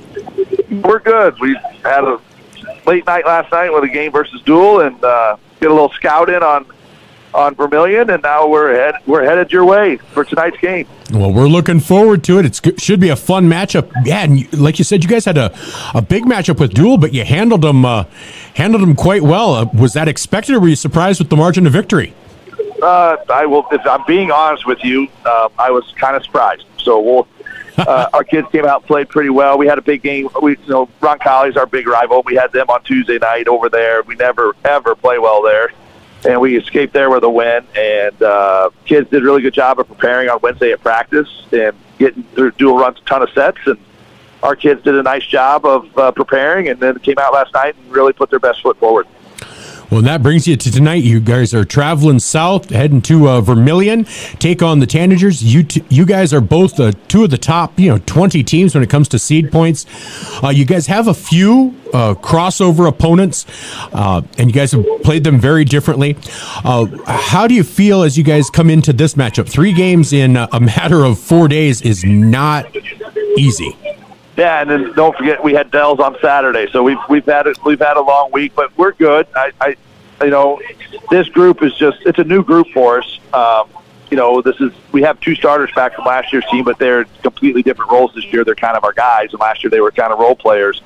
So I feel like we're just continuing to grow and get better every week. Like we struggled early, got Hamlin and West Central just took us behind the woodshed, whooped us. And I wouldn't mind playing either one of those teams again right now. We just continue to grow and get better as a group. Our bench is getting a little bit deeper. Last Monday's the first day we had our entire team all year at practice. We've had kids with concussions and broken bones and the torn meniscus, and so we're really just getting everybody on the same page, and which is great because we don't want to be playing our best basketball right now. We want to be playing our best basketball in 2 or 3 weeks. I think we're on that path. Well, that's exactly right. That is the key. And, right now you're just kind of looking for seed points, getting prepared for regions. Who are, as a coach, the players that you rely on out there, whether it's athletically, statistically, or even just emotionally out there? Well, that's funny that you asked that question because I was telling somebody last night, we got Ryder Johnson and Keegan Tracy that lead us in scoring. They're both great kids, dynamite teammates. My security blanket's probably the Becker Bosma kid. I just feel comfortable when he's out on the floor. He may not score the points that those guys do, but he does all those other things, and I just feel better as a coach when he's out there. Our big kid, Gage Simple's come a long way. He's playing the best he's ever played. And then we got a freshman, Carson Zach, I think he had 14 or 17 last night as a freshman against Dual, really aggressive going to the basket. And so they all have a role. So they all, like I said, there's ones I rely on scoring. There's ones that make me feel better about who I am when they're out on the floor. And then our bench is really coming along. Like I said, we're just been battling that being healthy bug all year. And now our bench is starting to get healthy. And I got J.D. Schwann that comes off the bench. And Easton Weber's now back as a freshman. He hasn't played since he broke his hand in the second game of the year. And we just got him back. And, he had a huge JV game last night. And I'm looking forward to him playing tonight. We're going to need him against you guys. And then, we got some seniors on the bench. Turner Thompson led us in rebounding last night. Blake Pauley is always ready to come off the bench and play defense. And then Taylor Deagle, who's back from a torn meniscus. He's just a big-time athlete. He's just a little rusty right now. So, like I said, they all have a role with us, and we need them all to be successful. Well, and, when somebody looks at your stats, you guys have had you kind of look for, okay, games started, games played. You guys have had to roll through a number of players and a few different starting lineups. And so it is something that you've had to adjust to. It feels like you guys have kind of hit your stride, though, here in the last week or two. Is that how you feel about it as well? Well, yeah, we made some adjustments over Christmas break with some stuff we were running to try to teach these kids. And it's just, I think we maybe got a little ahead of ourselves. I thought we were going to be a good team. I know we're a good team, but we weren't a good team to start the year. So I hope you're right. I hope we are hitting our stride. It kind of feels like that, but then every time we wake up in the morning, we got another tough opponent staring us in the face because the last thing I'm excited about is facing the Hanson brothers tonight. I can be honest with you about that. Well, and I was kind of hoping they got the flu, but I don't think that happened. So I don't think so. And Vermillion, they had to kind of coalesce around some new faces. A couple of players had left, and they feel like they're playing their best basketball. And so, what do they bring to the table that maybe present some challenges for you guys? Well, they play. I mean, they don't don't play a big guy. They're going to play 5 perimeter players. I don't want to call them all guards because some of them can play inside and out. They're about as good a shooting team as you're going to see in the entire state. The Hanson brothers are just a deadly combination, and the guys around them do a nice job of complimenting them. So, they are playing well. I mean, if they get hot from the three-point line, we might as well just go get our pizza at Casey's and get back on the bus because there's nothing we can do about it. But we're going to have to run them off that three-point line, or it's going to be a long night for us. Well, and we struggled with that last year at our place. We did a little better job at the state tournament, I have flashbacks to last year because that's a game that haunted us, I feel like, and I just don't want the same thing tonight. Well, and it should be a good matchup, and like you said, you don't want to necessarily be playing your best basketball right now. You got a couple of weeks to peak, and so this should be a good litmus test for both teams, a good chance for both teams to earn some seed points, but just a great night of basketball at the Birdcage in Vermillion. Coach, thank you so much for taking the time to talk to me. Really appreciate it. Safe travels all the way down, and we'll see you tonight. I appreciate it. If you do me one favor, when our kids start hanging their heads and tugging on the shorts, could you get Coach Drake to call one of his timeouts for us so we can get a little breather? That'd be nice. I will do that, and if he's not going to, I'll throw something on the court so they have to do it, okay? I appreciate that very much. We'll see you guys in a little bit. Thanks for the call. Hey, thank you. Bye-bye. Yep, bye-bye. That was Coach Brian Dolan of the Groton Area Tigers as they are on their way down to take on the Tanagers. Vermillion Tanagers and Groton Area. Huge matchup, and we are going to be coming back with our interview with Coach Drake, and then we will come back with Tip. This is the Carlson's Body Shop pregame show, brought to you by, Carlson's Body Shop. Tanagers basketball is sponsored by First Dakota National Bank. If you're considering a new roof, you want to put your roof in the hands of Dave's Roofing. Dave's Roofing specializes in residential roofing and has over 10 years of experience. Dave's Roofing covers any job from a 60 to 80 mile radius of Sioux City and has a 10-man crew that completes most jobs in one day. Dave's Roofing will make sure the cleanup job is done right afterwards too. And the products installed are impact rated and eligible for homeowners insurance discounts. Look up Dave's Roofing on Facebook and check out the work that's been done and customer testimonials. Good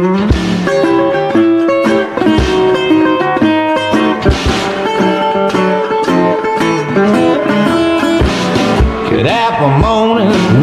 Welcome back to our Coach's Conversation, brought to you by Carlson's Body Shop pregame show. I'm Michael Schumacher, and on the line we have Coach Jay Drake of the Vermillion Tanagers as they get ready to take on the Groton Area Tigers. Coach, how you feeling today? Doing good. Huge challenge for us, and excited for the opportunity. And this year, you get them at home. You don't have to make that road trip up to Groton. Last year was one of your nicest games, probably best games against them. You had some nice talent, but returned a lot of talent off that state tournament team. And they've been doing really well this year. What do they bring to the table that presents some challenges for you guys? Yeah, Coach Dolan, it's a team we added last year, and it's like you said, that was probably our best overall game last year at their place. We played really well. It was a new opponent for us, but obviously a state tournament team, and then we saw them a second time in that 7th place game in the state tournament, and they got after us pretty well. They've really got their program in a nice spot, and kind of getting to know when you play them twice last year and got to know Coach Dolan a little bit more after the season as well. But they're a team that has a lot of good young kids, and this trickles down all the way into their middle school teams. And, talking to him, they're a team that he feels for the next 5-6 years will be a state tournament caliber team with what they have coming up. And there's no doubt this year they're in that same boat as they'll probably be the 1 seed in their region, and probably for sure going to be a SODAC 16 team, and then it's all about matchups there. So we're familiar with them, having played them twice last year, but give them credit because they've really, the last couple of years, they've kind of been up in the north part of the state. They've gone and sought out a lot of just DAC 12 teams even, and trying to get themselves prepared for the postseason. And they've played 3 close games this year with DAC 12 opponents in the regular season, and then obviously saw the Del Rapids the other day or last week in the Clash.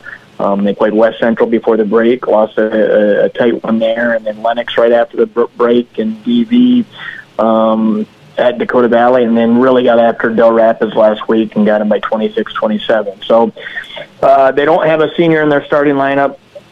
A couple come off the bench, but a couple, the Johnson kid and Tracy kid both started for him last year. The Sipple 6'6" kid came in off the bench, and he's starting now in the post, and they really want to push it. They can attack the basket. They pressure you all over the place, and they can shoot the three. So they're just a nice team, a real talented team, and we've been playing some decent basketball the last few weeks. But Friday night's going to be a huge challenge for us. Well, and you do talk about how your team, and that's the one thing you can control is how you guys play, and you guys are playing probably your best basketball of the season. I've talked about it a couple of times, but really nice job. They've done a nice job turning the page on what was a tough Lennox loss to really come out strong, really not lose their focus. I mean, sometimes teams have gotten closer than you would have liked, but they've always maintained it and never lost their composure out there. How much of a testament is that to this team? Great for the way they've handled some things throughout the year, and we've talked about this earlier in the year. It was before Christmas, but obviously the way the West Central game, when we let that one slip away, a lot of times you can go a couple different directions, and I think they really refocused well, and then we had a nice little stretch there, but then probably played our worst overall game against Lennox, who is a region and conference rival, and you never want that, especially against an opponent like that. But the mindset and the focus and the approach our guys have had since both in practice and in games since that Lennox game a few weeks ago has been really good, and we've kind of strung together not just good games here for the last 6, but also good practices, and I think that's the consistency you're striving for. And I do think we're playing some of our better basketball of the year here the last couple of weeks. But just like anything, you always want to be playing your best basketball at the end of the year in the postseason, and I still think these final 5 regular season games and as the final month of the regular season as we get towards the postseason, for as well as we've been playing and seeing some nice things, I still think we have room for improvement and room for growth, and that's the kind of the goal and the key for us here down the home stretch. All right, well, Coach, I think it's going to be a great matchup. It's going to be in the, in the Birdcage. Kind of nice not having to then have a Saturday game. You get a little bit of a break as you head into then that Dakota Valley game. How important is each game? As you talk about, you only have a few left as you start looking at seed points. Yeah, they're huge right now, and this game. There's the possibility that this could be a 50-point win for us if we were able to get it. Because there's a good chance that they could finish around. It would be a 5th loss for them, but I think they could win out from there. But it's the other side of that too is us trying to just kind of hold serve here, because Lennox played them in the regular season and EV did, and they both won close ones against them. And it's a swing game where if we don't get this against Groton, it could hurt us, obviously. And but we've kind of been in that mindset and stretch, and that's probably added to the focus and concentration and the approach our guys have had. That after that Lennox game, we didn't have much room for error there, and we still don't have much room for error. And our guys understand that, and we got to go out and compete. But definitely a huge game. And the other side of that is our guys got to understand you can't put so much pressure on yourself where you're going into it and you think, well, if we lose this, the season's done. We're going to move on, win or lose. But it would be a huge win for us and a huge game for us from a PowerPoint standpoint if we could pull this one out.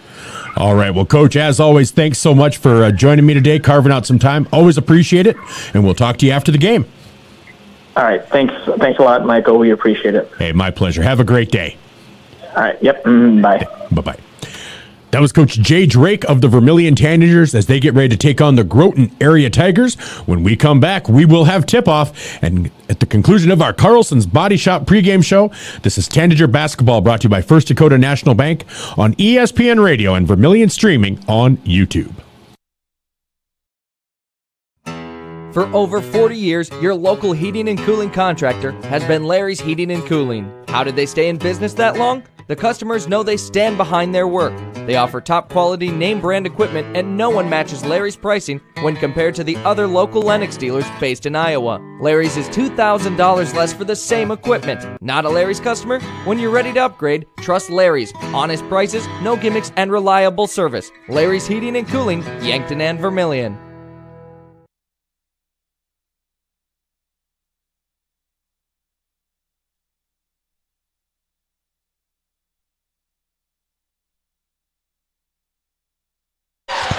Welcome back to Vermillion Tanager Basketball. That was our Carlson's Body Shop pregame show brought to you by Carlson's Body Shop.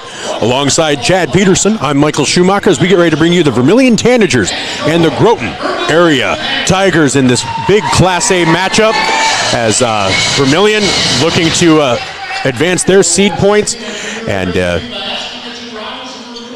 Groton area looking to do the same. Vermillion trying to get into that second or third slot in the in Region 4A. And they have tonight, and they have a battle on Tuesday against Dakota Valley that hopefully can help that, as well as a battle against Ponca. So here's the national anthem.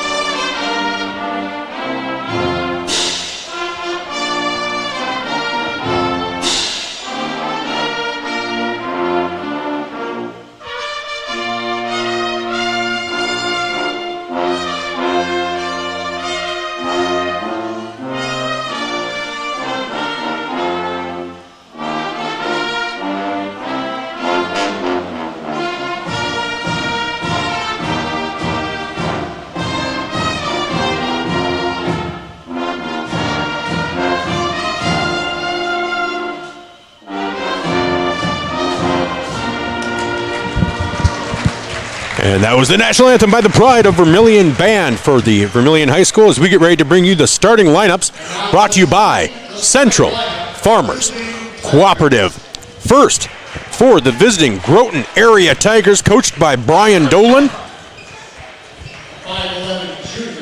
you have 5'11" junior, number 1, Keegan Tracy, averaging 12.4 points, 2 rebounds, 3.5 assists, and 2.5 steals.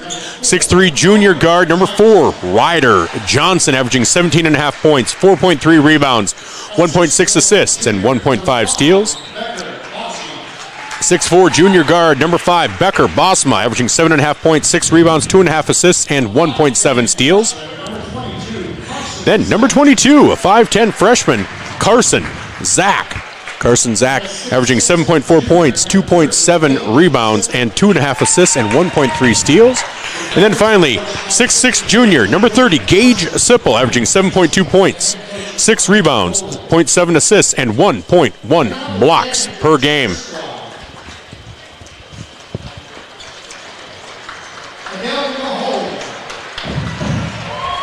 And now your Central Farmers Cooperative starting lineup for the Vermillion Tanagers. Tanagers in white uniforms with red numbers and black trim with black letters and red trim. And for the Groton area Tigers, they're in gray with gold letters and black trim, and gold numbers and black trim. Now your starting lineups for the Vermillion Tanagers, brought to you by First Dakota, by Central Farmers Cooperative. Number 12, 6-foot senior guard, Captain Landon Cerny. Cerny's averaging 7.2 points, 4.5 rebounds, 1 assist, and 0.8 steals. Number 24 is 6'3" senior guard, also a captain, Carter Hansen, averaging 13 points, 6.6 rebounds, 3 assists, and 2.1 steals. A 6'5" sophomore forward, number 30, Luke Jensen, averaging 12.5 points and 4.2 rebounds. At guard, a 6'1" junior, number 32, Gabe Larson, 5.5 points per game, 3 rebounds, 1 assist, and 1.2 steals. And then finally, another captain, 6'4" junior guard, number 33, Trey Hansen. Trey is averaging 17 points, 6 rebounds, 3.5 assists, and 3 steals. So, lineup of Cerny, Hansen, Jensen, Larson, and Hansen. Spencer Blanchett and Carson Preister are the first 2 off the bench for the Tanagers. Tanagers will be moving right to left, and left to right will be going Groton area. Jumping for Vermillion will be Carter Hansen. Jumping for Groton area will be Gage Sipple.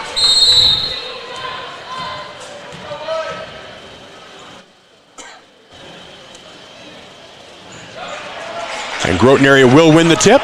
They'll be moving again left to right. Here's the ball in the hands of Keegan Tracy. Tracy gets the ball over to Carson Zach. Now Ryder Johnson, good ball movement by this Groton area team. Becker Bosma. Here's Ryder Johnson. Tracy over to Zach. Good cross-court pass to Bosma. Back up to Ryder Johnson. 10 seconds on the shot clock. Johnson misses, and that is a rebound by Gabe Larson. Nice defense there by Vermillion to force him into a shot. Yeah, great defense by Trey Hansen there to, kind of change his trajectory on how he was going to go up to the basket, and he just couldn't get it up, couldn't get it to the rim. Oh, and they're going to call a foul on Gabe Larson. Yeah, drug his foot. Took a gather step and drug the other foot, and yeah. So 7-13, 47 seconds in. Each team has a possession. No team has a score. So 0-0 on the Mesaba scoreboard. This is Tanager basketball brought to you by First Dakota National Bank. Yeah, Vermillion's got to deal with a lot of height here, and especially, on the court, but coming off the bench as well. So they got some challenges here that they're going to have to overcome, but good defense inside. And as we start, we talk about the height, 6'6". They got it into Gage Sipple, and Sipple was able to get behind him, and so 2-0 Groton area. With 6:46 to go, Trey Hansen directing the offense. Drives in, kicks it out to Larson, over to Cerny.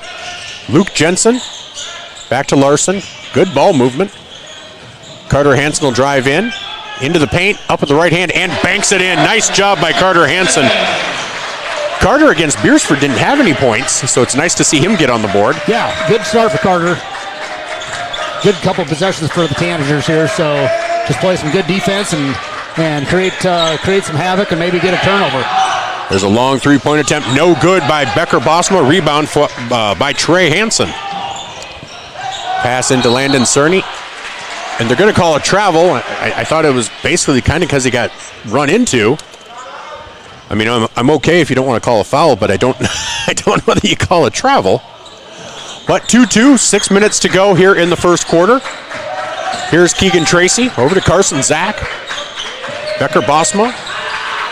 Ryder Johnson for three, and he will drain it. Yeah, you can't leave him open. He will take that shot all night. Yes, he will. So 5-2 in favor of Groton area. Vermillion, that's going to be a foul on Carson Zach, I believe. That'll be Zach's first personal. Nope, that's going to be a foul on Keegan Tracy. That's Keegan Tracy's first personal, team's first. So Cerny will inbound from the sideline.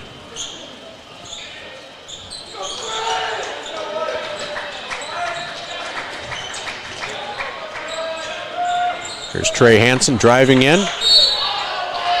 And they're going to call a travel. Looked like he might have got fouled on that, but yeah, it's kind of the second straight travel call that was the result of a lot of contact. Yeah, they're definitely being aggressive, Groton areas. So it's just a matter of shutting off the passing lanes here for the Tanagers. So here's Keegan Tracy over to Ryder Johnson.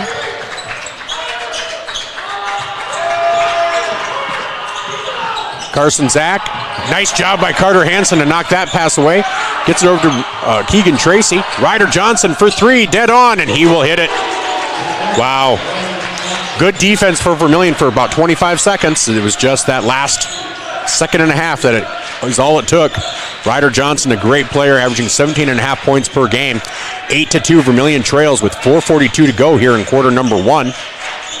Yeah, they're doing a good job on Trey Hansen trying to, smother him out there at the top of the key, but got to try and get in. And so Carter draws a foul on Becker Bosma. Yeah, that's good for Carter to get in there and challenge the height on the inside and try and get himself a three-point play. Wouldn't fall. Would have been nice if it had fallen, though. That's for sure. First free throw from Carter, up and good. If Cerny or Jensen or Larson are able to maybe hit a couple of threes, it might loosen up that defense on the interior for Trey, too. Yeah, I think so. That's what Coach Dolan indicated. He didn't want to have the Hansen brothers beat him, but, if he can distribute it out and have, Landon Cerny or get Luke involved and have, somebody start hitting some threes, maybe they'll loosen up on Carter and Trey a little bit. Here's Ryder Johnson over to Carson. Zach gets the ball down low to Johnson, up and in. Wow. Good pass. That was a really good pass by Zach. Makes it 10-3, a 7-point deficit already for the Tanagers halfway through this first quarter. Trey Hansen drives in, gets it into Larson. Larson up and in. Nice job by Trey. Yeah, good drive. Brought the defense to him, and he was able to dish it off to Gabe for an easy basket. And that's going to be the name of the game. Now they just need a stop here. Bosma gets it over to Sipple, over to Zach. Zach thought about the three. Sorry about that. My clock did not start. Oh, wow. Now it's Becker Bosma with a three, making it 13-5. So Vermillion will take a timeout. This timeout brought to you by Murph's Appliance on Main Street. At Knutson Family Dentistry in Vermillion, they believe a healthy smile opens doors. From routine checkups to cosmetic treatment, their friendly team is there to make your dental experience comfortable and enjoyable. With state-of-the-art technology and a compassionate approach, they ensure your visit is quick and pain-free. I love my new smile. Thank you, Knutson Family Dentistry. Knutson Family Dentistry will make your smile shine. Call and schedule your appointment today at Knutson Family Dentistry and discover the difference your smile can make.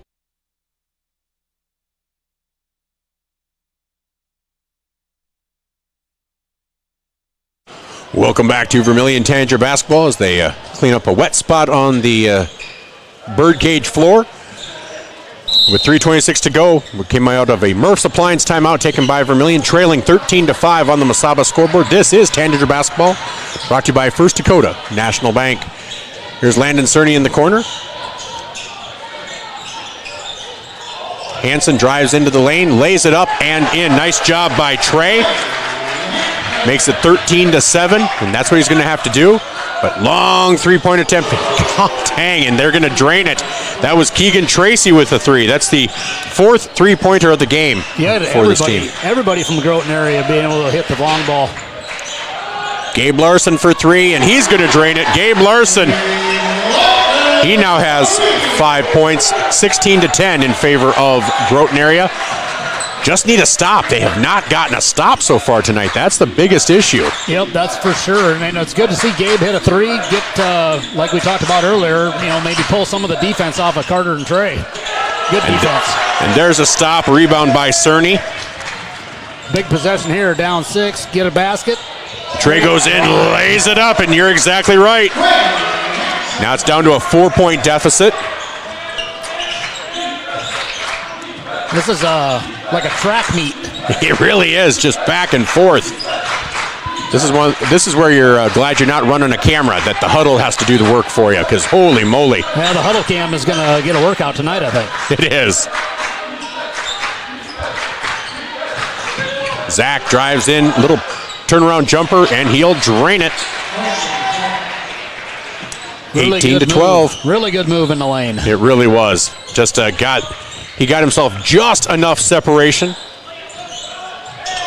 Luke Jensen for three. Oh, cannot hit. Well, he had a good look. He did. So it's time to get a stop. Gage Sipple. Nice job by Gabe Larson to knock that out of bounds. Spencer Blanchette and Carson Preister check in. Checking out will be Gabe Larson and Luke Jensen. Checking in for Groton area, Taylor Deagle. Deagle checks in for Sipple. This might be an opportunity. Deagle just 5'10". Long three-pointer. Oh, man. I know Ryder Johnson's good, but you can't tell me he's this hot. They cannot miss tonight. 100% from three so far. That's miss. Yeah, that's tough. And Trey is unable to connect, but gets his own rebound, and he is fouled.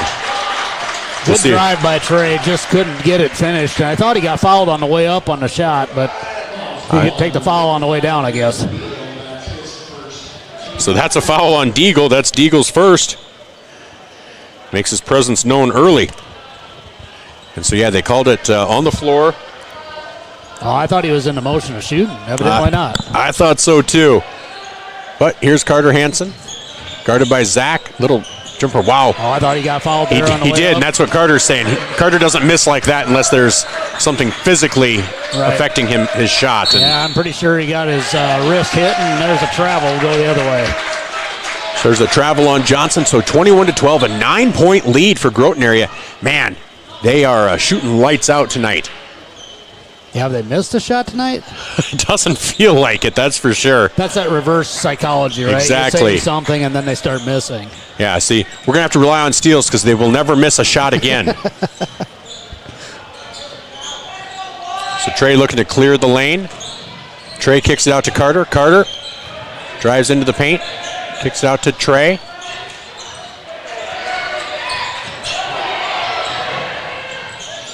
Here's Cerny. Cerny up the left side of the lane, up and in for Landon Cerny. Great drive by Landon. It really was. 7-point lead now for Groton area. Important to get a stop here if you're a Tanager fan.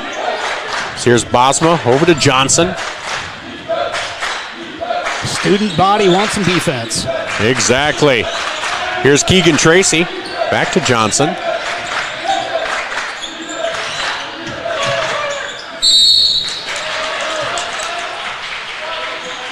Well, the shot's no good by Carson Zach, but they're going to call a foul. And that's on Spencer Blanchette. That is the first team foul on the Tanagers. Probably not the foul they wanted to make with 3 seconds to go, but it'll give them a chance to run down the floor and see if they can get a last-second shot. Exactly. I think student body altered the altered the shot there with the outburst. I think just the airflow, an airstream going through here. So Blake Pauley checks in along with Turner Thompson as Carson Zach goes and shoots number 2, and that one goes in. He now has 3 points, giving Groton an 8-point lead as they get it into Cerny. Cerny, turnaround jumper. Oh, hits the rim but cannot contain it and cannot get it to fall. So at the end of one, Vermillion trails Groton 22-14. We'll be back after this Murph's Appliance timeout on ESPN Radio and Vermillion streaming on YouTube. This is Tanager Basketball brought to you by First Dakota National Bank. The Pizza Ranch Vermillion is your event headquarters. Enjoy the crisp salad bar, the country's best chicken, and fresh pizza. Want a custom pizza? Just ask. We are proud to offer the buffet your way. And the Fun Zone Arcade features 36 games, 2 golf simulators, and full bar. Perfect for pregame tailgates and parties. Have a business meeting, team, or office party? Reserve the Dakota Center. It holds up to 300 people. Order online at pizzaranch.com for delivery or circle your wagons and make Pizza Ranch your tailgate place next to USG. The Dairy Queen Grill and Chill in Vermillion is proud to support local athletics like USD and the Tanagers. The DQ fall flavors are in, and DQ has great food at great prices. Get a $7 meal deal. Choose from a cheeseburger or 3-piece chicken basket with fries, a drink, and a sundae for only $7. Got an office team party or birthday party? If you want to celebrate, don't bake, buy a DQ cake. And DQ supports the Sanford Children's Network. So after the game, take your team for a thrill to the Dairy Queen Grill and Chill, 905 East Cherry Street, Vermillion, South Dakota. Welcome to Vermillion Tanager Basketball, brought to you by First Dakota National Bank. At the on the Masada scoreboard, Vermillion trails 22-14. They'll begin this second quarter with possession. You're listening on ESPN Radio and Vermillion streaming on YouTube. Trey goes in, up with the left hand, and he has 6 points on the night, making it a 6-point deficit. Vermillion, man, if you can withstand that first quarter and all of a sudden if their 3-point shooting goes a little bit cold, you've got a shot. Yeah, just need a couple stops. Yep. Here's Becker Bosma. Ryder Johnson drives in, loses it off of Cerny, unfortunately. Landon's like, whoa, as it hits off his noggin. And then off the referee, too. Yeah. I think they were both surprised to see the ball in their face. They were. So Central Farmers Cooperative starting lineup, Luke Jensen, Trey Hansen, Gabe Larson, Landon Cerny, and Carter Hansen. And here is Keegan Tracy, gets it up top to Becker Bosma.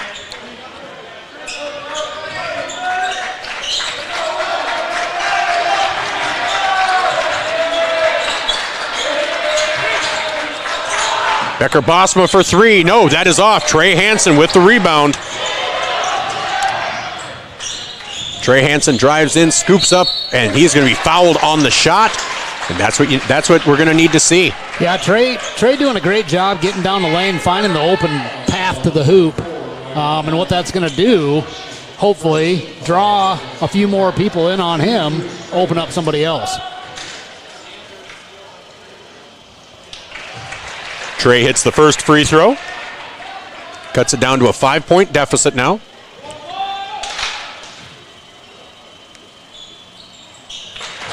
And he hits both. So Trey quickly out to 8 points on the night. 7:08 to go. Vermillion trails 22-18. Ryder Johnson gets the ball to Ashton. Zach had to pick up his dribble there. Gets over to Keegan Tracy. Back to Ryder Johnson. Keegan Tracy. Good defense by this Tanager team. Oh, Ryder Johnson, Becker Bossman able to get the rebound. Cut through the Tanager defense. Yeah, Tanagers need to cut down Groton area getting second chance points. That's exactly right, because they can cool down to 50%, and that's still going to hurt them if they're getting second chances. Here's Keegan Tracy. He'll pull up for the jumper, no good, and that's going to hit the top of the backboard. Yeah, I thought that would be out of play, but they keep playing. That's going to be out of bounds off of Tracy, so a good stop eventually for the Tanagers. Yeah, good defense on this end. Yeah. So 18-22 now. Vermillion slowly creeping back in. 6:13 to go here in quarter number 2. Full court press for Groton area.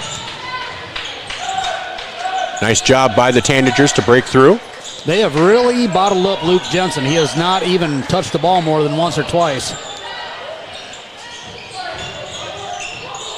But he gets on the block, turnaround jumper, up and good. See, you are the reverse magic man. That's what we have to do. We have to just talk negative and the positive happens.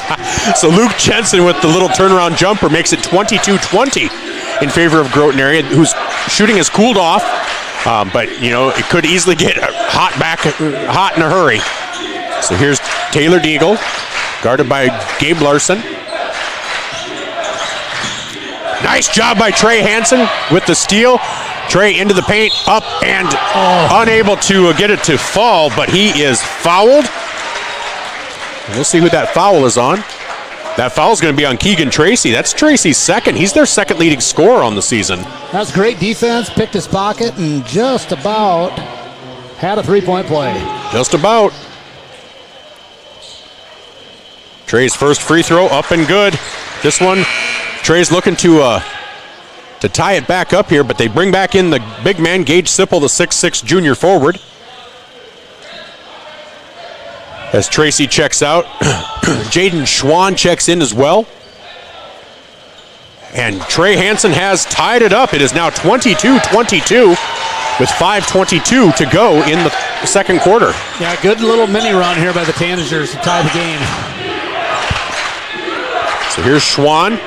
Down low to Bosma, out to Ryder Johnson.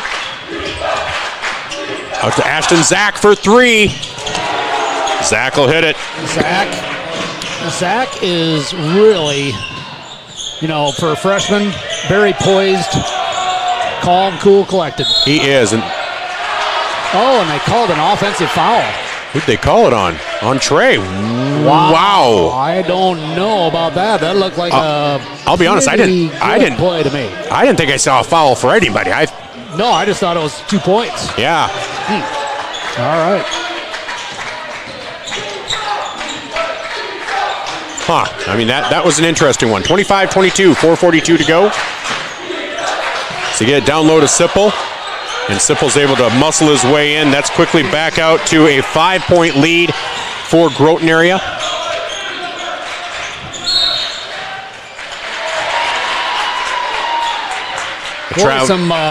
Travel called on Carter. Call him questionable, but I thought he put the ball down before he took a step. Yeah. Might have to have the instant replay for that. Yeah, exactly.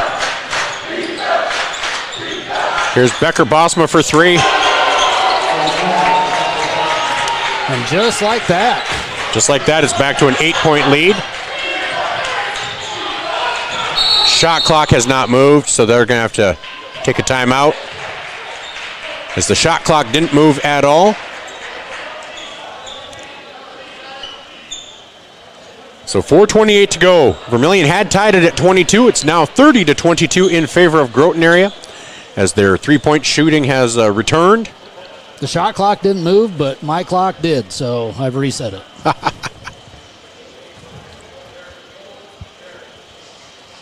So the officials are discussing it. But 2 free throws by Trey Hansen tied it up at 22. And then Carson Zach and Becker Bosma are both able to hit 3-pointers, and Gage Sipple gets down low, just able to muscle in on Luke Jensen. Not much.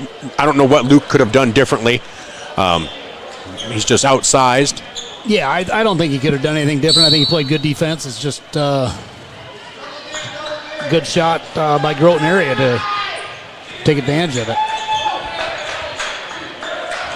Trey drives in, and there's going to be a foul called there. I think that's going to be on Schwann or Zach, and that'll be on Schwann, Jaden Schwann. So Trey Hansen will go to the line to shoot 2 with 4:13 to go here in the first half. Looking to stop this 8-0 mini run for Groton area, and he does. He hits his 5th free throw of the night. Gives him 11 points. Yeah, no reason to panic here for Vermillion. Just stick with your game, play good defense, get a couple stops, and you're right back in it. Exactly. Exactly. 6-point lead now for Groton area. Here's Becker Bosma, gets it over to Schwann.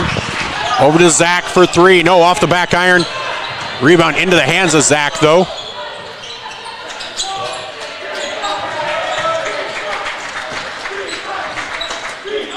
Here's Zach, guarded by Hansen. Out to Ryder Johnson. Johnson lays it up and in. I'm not quite sure what you could have done there either. He had to muscle his way through, but 8-point lead for Groton area. 3:32 to go here in the first half. Trey Hansen over to Cerny. Carter drives in. Hits Trey. Oh, and he walked. And Trey did shuffle his feet. Now, that's a travel I can agree with. I saw the...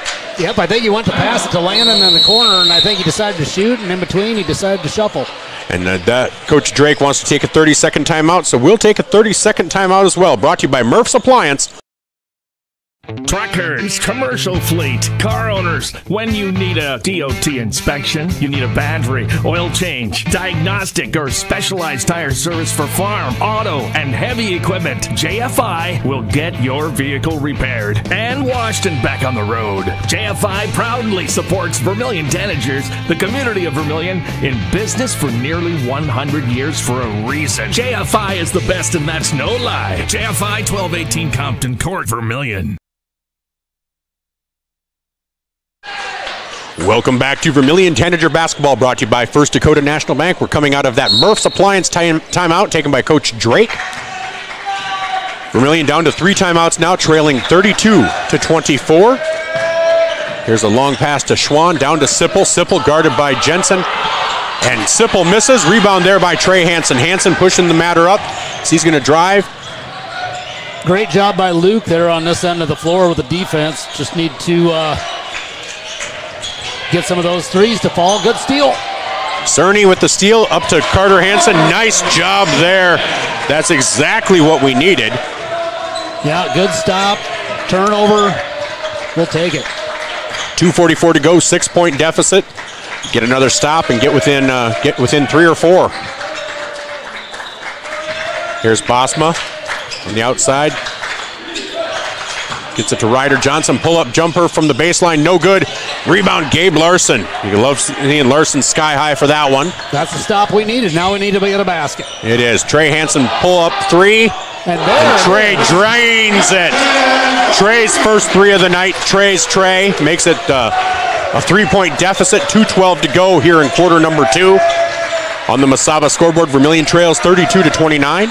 Boy, another stop would be great, but Becker Bosma for 3. It's tough to stop that. That is his 3rd 3 of the night. Left him open at the top, and he's not afraid to take that shot. Nope. And here's Cerny. I think Cerny has yet to try a 3. And Luke as well. Yeah.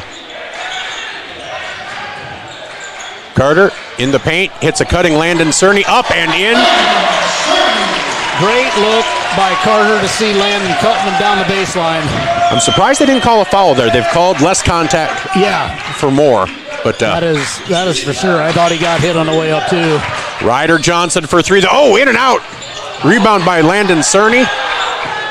No foul on Sipple as Gabe Larson hits the deck.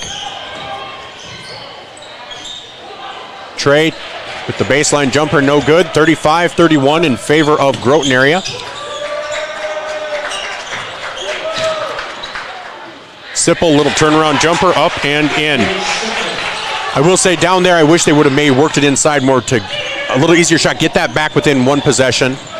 So 37-31, Carter into the paint, and he is going to be fouled. Will they call it on Sipple?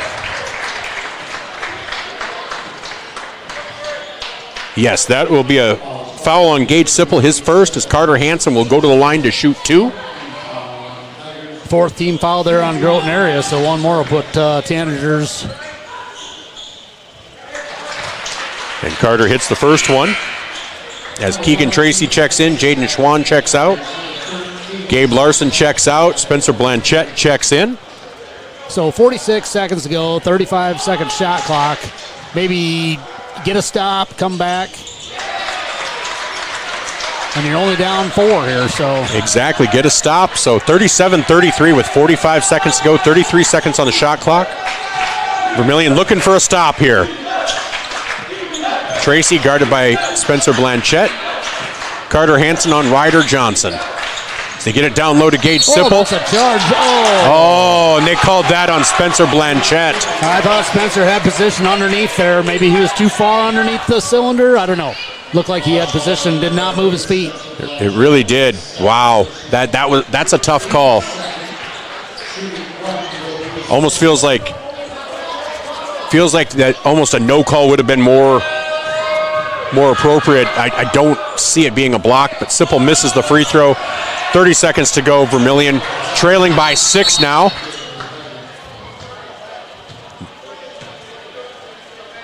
I'm not quite sure. They're going to inbound from the sidelines. Not sure what happened there.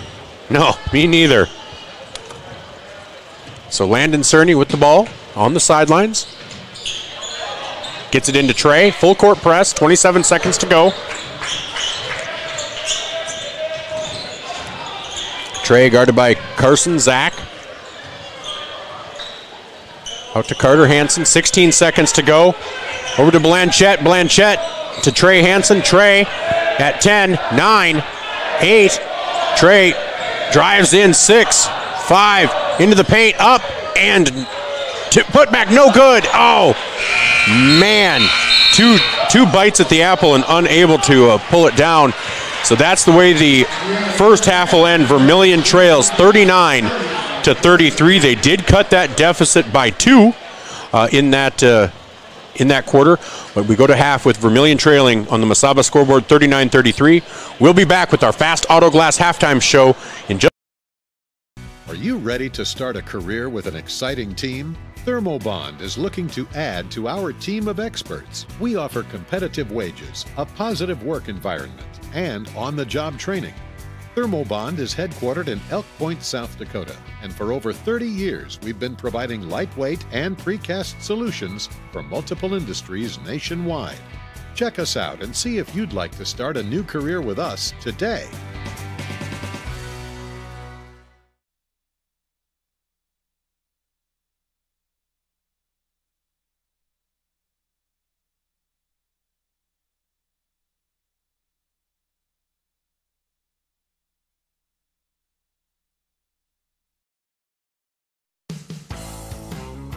Welcome to Runnings in Vermillion. Shop their great lineup of clothes for women, names like Ariat and Carhartt for men, boots and shoes and kids' clothing. Runnings has a large supply of animal food and accessories. Love the outdoors? See the selection of ammo, firearms, and fishing equipment. For everything you need, walk through the doors at Runnings, your home, farm, and outdoor store, Vermillion.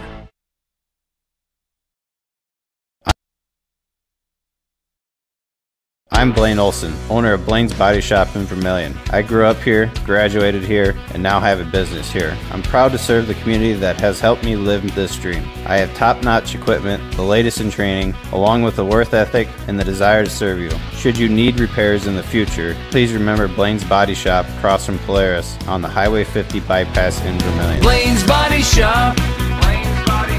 Automotive collision repair. Now online at blainsbodyshop.com. Get the finest wood in the neighborhood. Down at the lumberyard. Down at the lumberyard. But it's not just wood at the lumberyard. With a wide variety of quality building materials, the folks at the lumberyard can help you with all of your project needs. Whether it be paint, siding, cabinets, windows, or of course lumber, the lumberyard is ready to help. The best wood in the neighborhood at the lumberyard, 1000 West Cherry Street in Vermillion.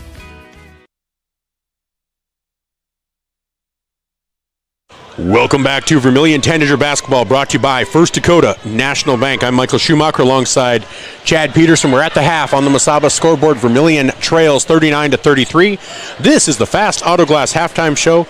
And in the first half, Vermillion was led by Trey Hansen with 15 points. Carter Hansen with 7, Gabe Larson with 5, Landon Cerny with 4, and Luke Jensen with 2. Now, scoring for Groton area, very balanced, but Ryder Johnson leading the way. He hit three triples in that first half, and actually probably, I think, in the first quarter. And so he has 13 points. You have 9 points for Becker Bosma, which is already over his season average. Then you have Gage Sipple. Gage Sipple has 8 points, which is 1 point above his average. Then you have Carson Zach with 6 points, just below his average. And then Keegan Tracy with 3. He averages 12 points. So Ryder Johnson leading the way with 13 points.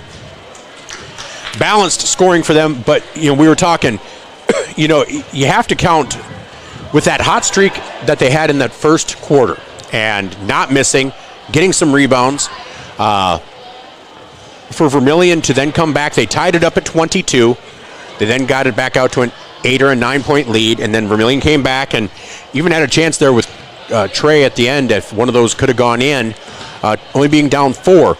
So I think Coach Drake is probably focusing on both the positives and the negatives. They need to stop the second chance points or the second chances for Groton. But their defense has been pretty good for the most part. It's just, man, with a hand in their face, they're still making the threes. They are. There's not a lot more that Vermillion can do on the defensive end as far as putting a hand in their face. They are just making every shot. So, it's about a matter of maybe coming out doing full court press, maybe a trap, trying to create some turnovers and some, and on our end, we need to get some second chance points too, because we come down and shoot a 3 and it's one and done and they get the board and back they come. So we really need to get some second chance baskets down, or just make the first ones, I guess, whichever you choose. Whichever works. Now, we did have a couple of calls that we weren't quite clear on, but they seem to be some momentum movers too. And the biggest one might have been an offensive foul on Trey, where he was driving in and just didn't quite understand. I didn't see where the offensive nature of the foul was. Like we discussed, I really didn't see where the foul was. Either a foul at all. It's not like I'm saying, Groton fouled. It just looked like a basketball play happening. Yeah, it really did. He drove the lane, used the right hand to lay it in, and it was an offensive foul. Could go back and look at the replay, but we don't have access to that. So yeah, so it's just a little frustrating. But man, if you're a Groton fan, you have to be pretty happy with that first half. But you have to be like, okay, hopefully this is a full night thing of shooting. If you're a Tanager fan, I think there's a glass half full type of thought process with the fact that you were able to survive the storm as it was and only be down 6. You were down 8 at the end of 1. So you actually outscored them there in the second quarter by 6 or by 2. So you do that again in the third, and maybe outscore them by 4 or 5 in the fourth, and there we win by 1. So yeah, I ruined the ending for everybody. Well, I think for Groton area, you stay with a hot hand. I mean, you got guys shooting threes, and it's not just one; it's 4 guys hitting 3-pointers, and it's hard to defend that when you can't put 2 guys on everybody out there. So everybody hitting threes, and then you got to, the second chance points. I mean, they got 6'6", 6'4", 6'4", 6'3". I mean, you got a lot of height down there, and Luke and Carter, they're doing a great job, and it's just a matter of battling and creating some maybe hands in their face and try and get some one and done on their end and get some offensive or defensive rebounds and get some transition points. I think that's important for Tanagers here in the second half, and a quick start too. I agree. Well, I tell you what, when we come back, we'll take a quick time out. This is our Fast Autoglass halftime show. We'll take a look around the state at other games going on in both boys and girls action. As right now on the Mesaba scoreboard, Vermillion trails 39-33. We'll be back. This is Tanager Basketball, brought to you by First.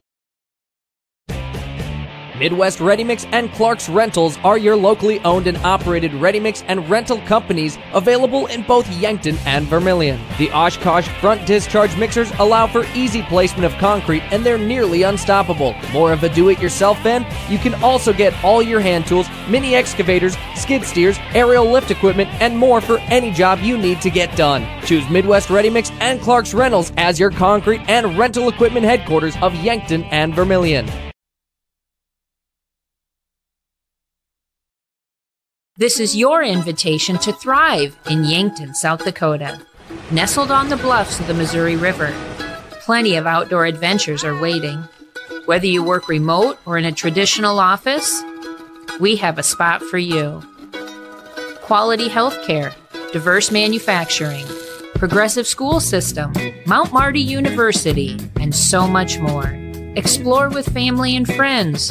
Let's thrive together.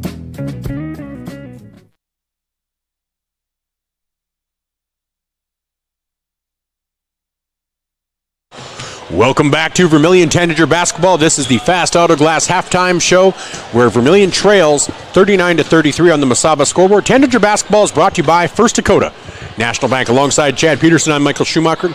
It's still early. This game started early, so there aren't a ton of scores.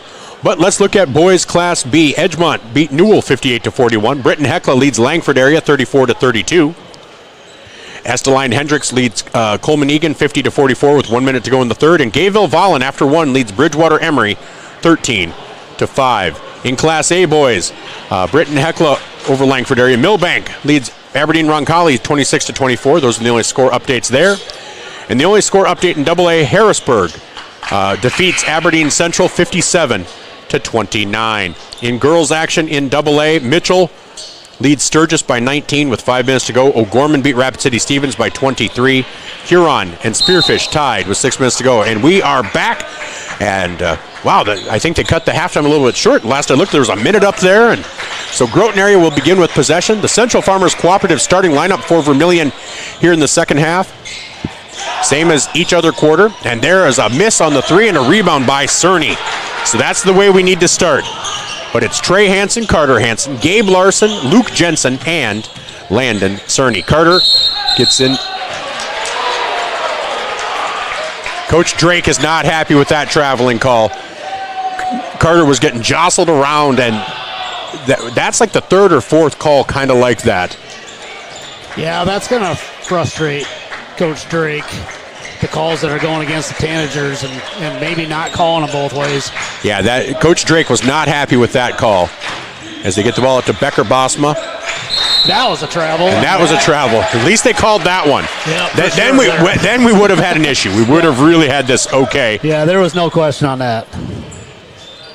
Someone lost a Super Bowl bet or something. No. So no. Here's Cerny, gets the ball into Trey Hansen. Trey out to Carter. Carter for three. Yes! Carter Hansen with three. And that's the way to get it started. It's now a 3-point game, 39-36. And like you talked about, a little run here and there. If all of a sudden you can get Vermillion in the lead, the mindset switches. Yeah, take the ball.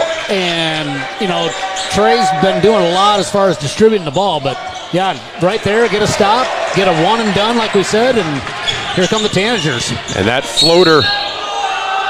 No, that floater by Keegan Tracy Trey Hansen created that by being in good defensive position. I think Keegan Tracy really wanted to drive the basket a little bit harder. But that is Carson Zach's first foul, first personal and first team. Trey Hansen at the line to shoot 2. And first free throw is in for Trey. He now has 16 points on the night. He and Carter are both in double figures. Yeah, I think Trey's just trying to take control of the game and not necessarily from a scoring standpoint, just trying to force Groton. Push the pace a little bit, create opportunities, but the opportunities for him to drive the lane and go to the hoop have been there, so he's been taking them.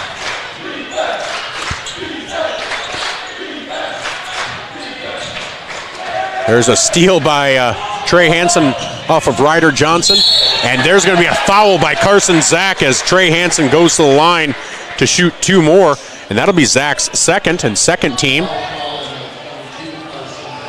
So Trey Hansen just forced the issue there. Yeah, that's kind of the name of his game, You push the pace, see what you can create, and take advantage of open looks at the hoop. And Coach Drake is talking to the officials down here, just he's on the court like, dude, So we are now tied, 39-39. Trey Hansen looks to give Vermillion the lead. That's the little run we talked about. Vermillion wanted to come out quick, push the pace, and they've done exactly that. And I believe that's the first lead of the game for Vermillion. Think so. Yep. Becker Bosma for 3, in and out. Landon maybe. They're going to call a foul on Landon Cerny. Might have tried to fight for position down there and might have pushed him a little bit in the back. Yeah. So 6:11 to go here in the third quarter. Vermillion now leads 40-39. Keegan Tracy inbounds it to Carson Zach, and a nice putback, and Coach Dolan wants a full timeout. We'll take one as well, brought to you by Murph's Appliance. Vermillion trails now 41-40 with 6:09 to go. This is on the Masaba scoreboard. This is Tanager Basketball, brought to you by... Starting the first bank in South Dakota was the easy part, earning the confidence of local farmers, helping families account for their dreams, and securing the future for countless businesses took us a little longer. We owe it to the hard workers, big dreamers, and forward thinkers out there. Thank you for making South Dakota a great place to call home.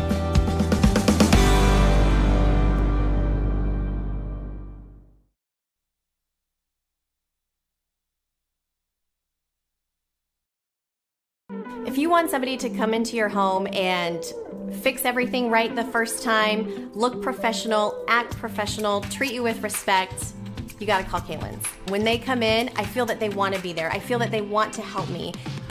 They put on the little booties over their shoes. They had canvas from the garage door all the way down to walk on. They left the furnace room in the basement probably cleaner than it was when they came in. They just do customer service very well. I would recommend Kaylin's to anyone. Welcome back to Vermillion Tanager Basketball, coming out of that Murph's Appliance timeout. Vermillion trails 41-40. Carter Hansen with the ball, guarded by Keegan Tracy. Gets it off to Gabe Larson after losing his footing there. Here's Trey Hansen, guarded by Ryder Johnson. Good perimeter defense by Groton. Carter, turnaround jumper, no good, into the hands of Carson Zach. Zach, wow, and they're calling a foul on Trey Hansen. That'll be Trey's second personal, second team.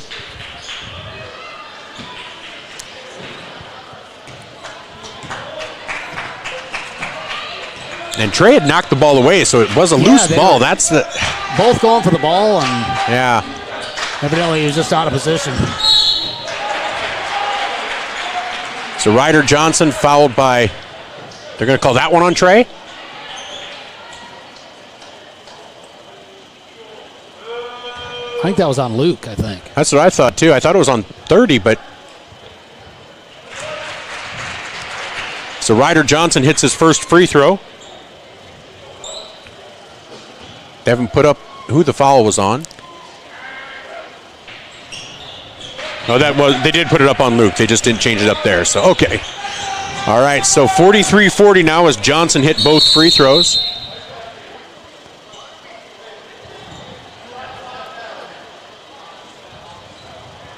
The shot clock didn't start, I guess. Must be having a problem with the button. Usually they don't have that many issues with the shot clock. Yeah.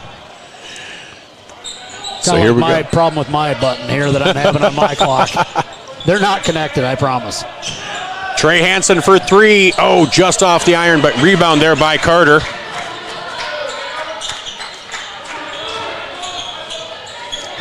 Good second chance here for Tanagers. Trey in the paint, jostled around, kicks it out to Cerny. Oh, Cerny thought about the three, gets it off to Jensen. Jensen will drive in the paint. Gabe Larson. Here's Trey. Trey has it stolen away by Keegan Tracy. And Tracy misses. Good defense. Rebound there by Gabe Larson. Good defense there indeed. Carter gets it to Luke Jensen. And he took too many steps. Yep. Coach Drake is a little, you can tell he's a little frustrated with the, just kind of some of the mental errors right now for his team. Yeah, sometimes you get going too fast, so maybe they need to slow it down a little bit. It's good to get transition baskets, and he had Luke wide open under there, just took an extra gather, I guess. Yep. So here's Carson Zach in the corner, guarded by Trey Hansen. And that was a trap. That was the kind of same extra gather, but Carson Zach for three, no good. Rebound there by Gabe Larson. Important possession here. Just, slow it down. I think Carter's doing that, but I think important possession here to get at least two. Take a three, of course, but Trey up and in. So Trey makes it 43-42 on the Masaba scoreboard. 3:46 to go in quarter number 3. They get it down low to Sipple, just over the outstretched arm of Luke Jensen.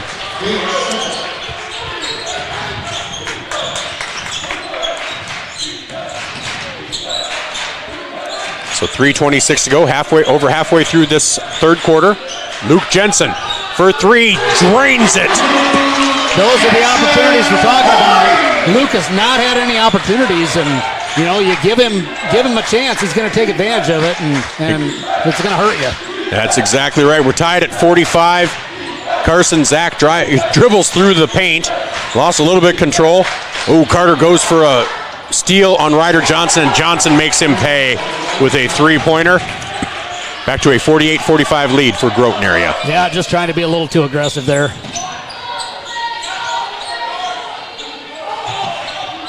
Larson with a cross-court pass to Luke.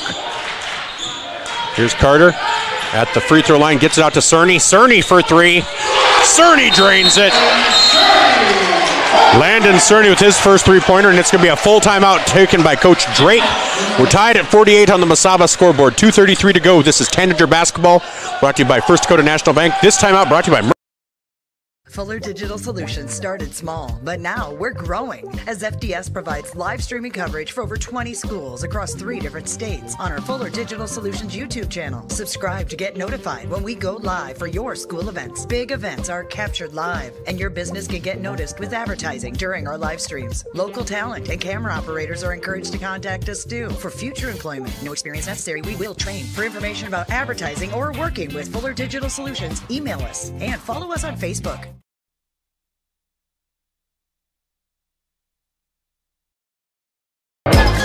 Clay County Abstract and Title Company has a complex job that boils down to something very simple: helping you purchase your dream with confidence.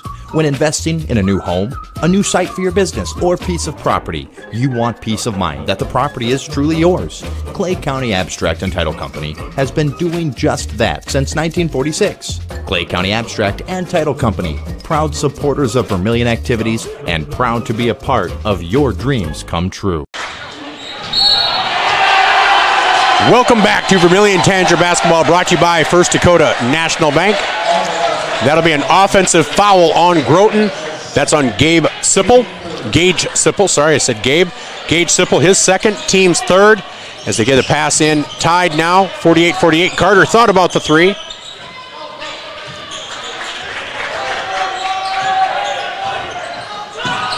Long three-pointer, no good. Rebounding by Sipple there.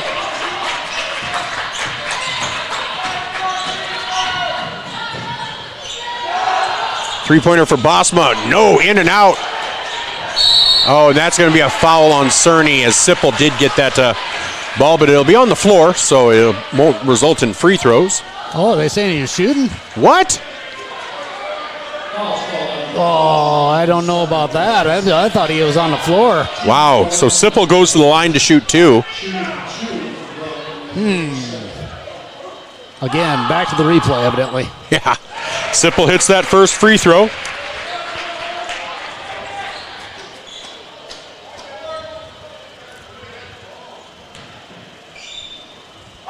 The second free throw for Sipple is up and rolls out. Carter Hansen with the rebound.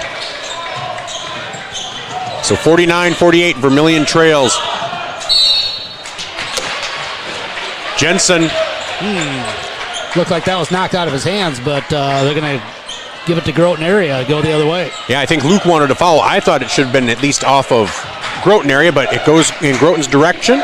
So a minute 46 to go, 49-48 here in the third quarter.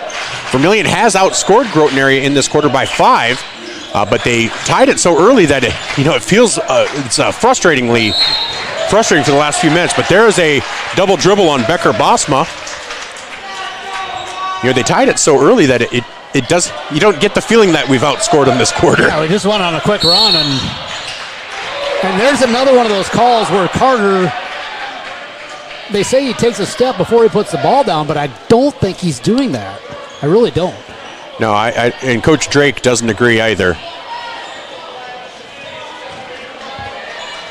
I mean, I see Carter do that all the time, and it's never called a travel, and it's been called twice tonight. Yeah.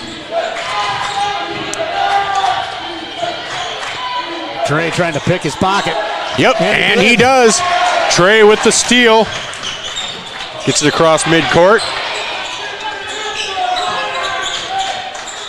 Out to Gabe Larson for three. Yes, Gabe Larson hits the tray, and Vermillion now has a 2-point lead, 51-49. That's what we need to do is get, Gabe Larson, Landon Cerny, Luke involved in the game, and that's what happens when Trey creates opportunities and they double team him and leave somebody open. It really does. Tracy with the ball over to Ryder Johnson. 18 seconds on the shot clock. Here's Becker Bosma, guarded by Cerny. Ryder Johnson into the paint, up the right hand and Good drive down the lane. Yeah, not much they could do there. I mean, especially the way they're calling fouls, but... So not much difference here between the shot clock. They're probably going to wait for one shot here, I would guess. Yeah, about half a second difference, so can play it down to nothing. Carter guarded by Tracy. Gets it off to Trey Hansen. Oh, they said he stepped over the backcourt line. Good defense there by Groton area to create the turnover. So now they're going to get to settle for the last shot of the quarter. So just some unfortunate turnovers right now, and just kind of mental errors by the Tanagers that you haven't seen over this stretch since the Lennox game. And so you just hope they're able to settle down here in the fourth quarter after this 16.6 seconds ticks off. Here's Bosma. Gets it over to Carson Zach. Over to Bosma again. Back to Zach with 9 seconds to go. You get it down to Sipple. And that's going to be a travel on Sipple. So now Vermillion has 4 seconds to try to do something. Yeah, I was hoping they weren't going to call a foul on that because he took 3 steps before any contact was initiated. Yeah. So here's Landon Cerny to Carter. Carter with 3, 2, 1. Gets it to the three-point line. Takes the shot. Banks it in. Three-pointer by Carter Hansen. Hits the tray as the buzzer sounds in the third quarter. 54-51. Vermillion goes in with the lead. We'll be back with our fourth quarter after this Murph's Appliance timeout. This is Tanager Basketball brought to you by First Dakota. Now Candies Couture is your complete women's lingerie shop. Bras, underwear, PJs, loungewear, swimwear, sports bras, activewear, and much, much more. Small to 3 extra large and over 200 different sizes of bras. AA to O cup bands 28 to 56 in store. Candies Couture, 17 West Main Street.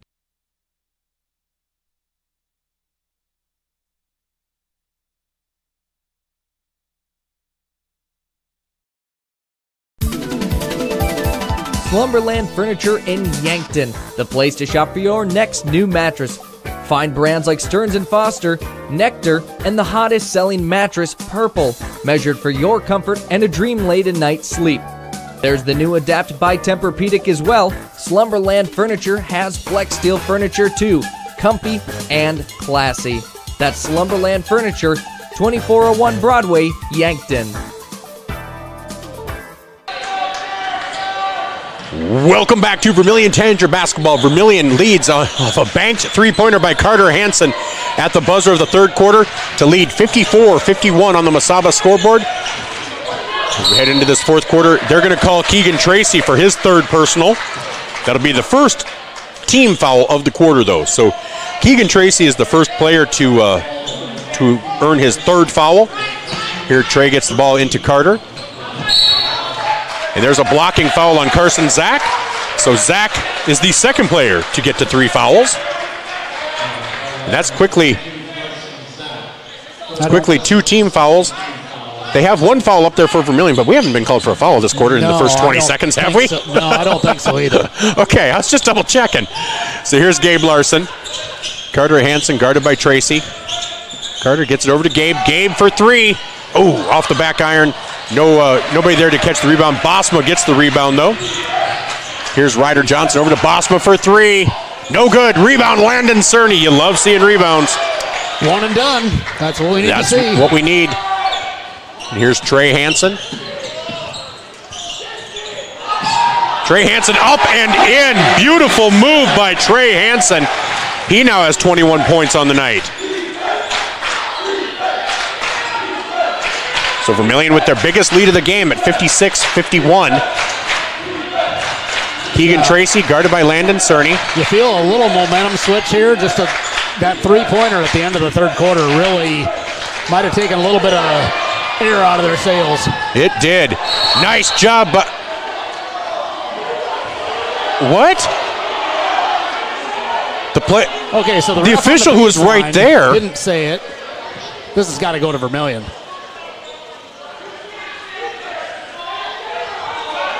Coach Drake is like, you can't see it from here. You're by the scorer's table. The guy who's a foot and a half away.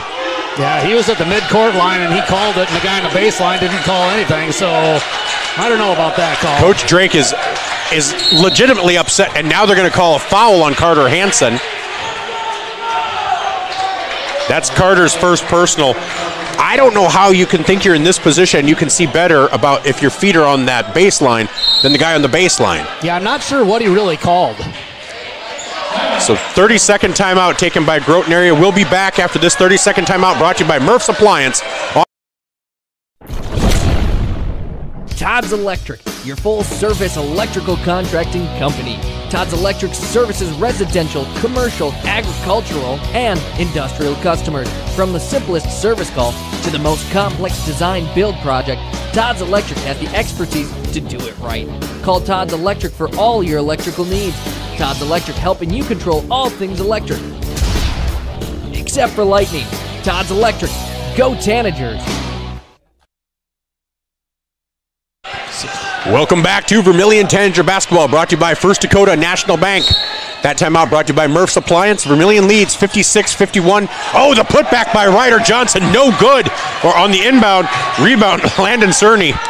Again, really one and done. Fortunate for Vermillion on that, because that was a great inbound play. He just short-armed it and come up a little bit shy of the hoop. Here's Luke Jensen with the ball. And Johnson's been on all night, so that was so uncharacteristic.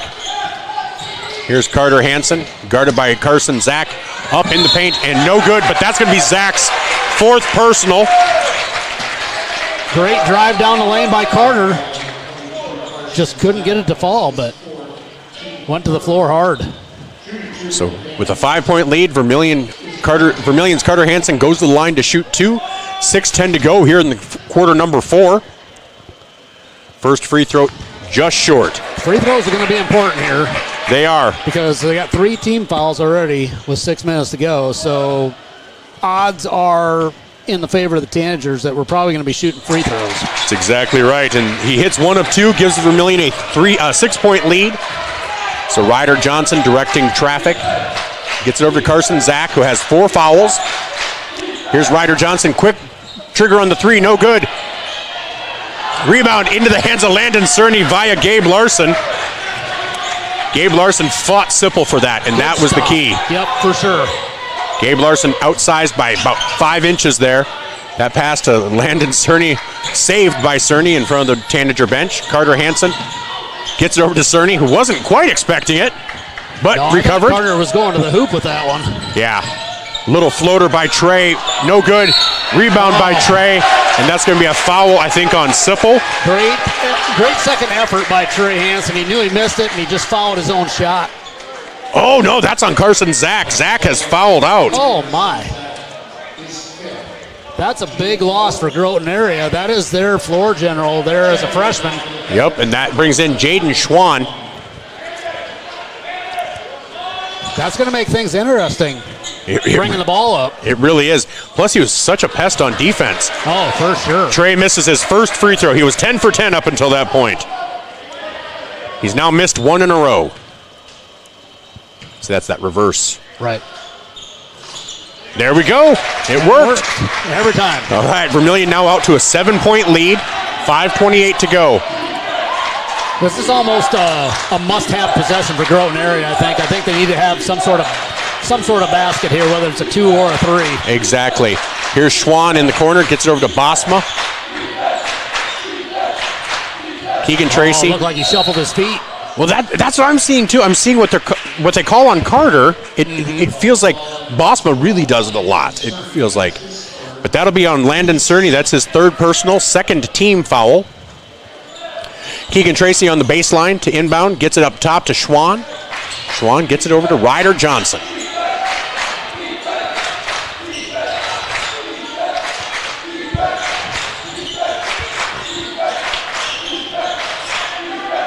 So good ball movement here.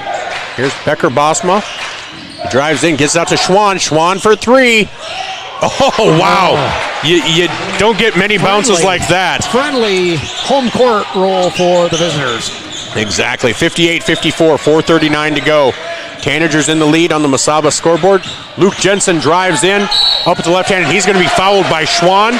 And Luke Jensen will be going to the line, and Vermillion's going to be going to the line on every foul now. Everyone. So good drive by Luke. We just got to make the free throws here. 4-point lead. And Vermillion has 3 fouls to give, so it's going to be a little bit before Groton area gets in the bonus. Got to make those. There's another missed free throw. So checking in is Turner Thompson. Checking out is Gage Sipple.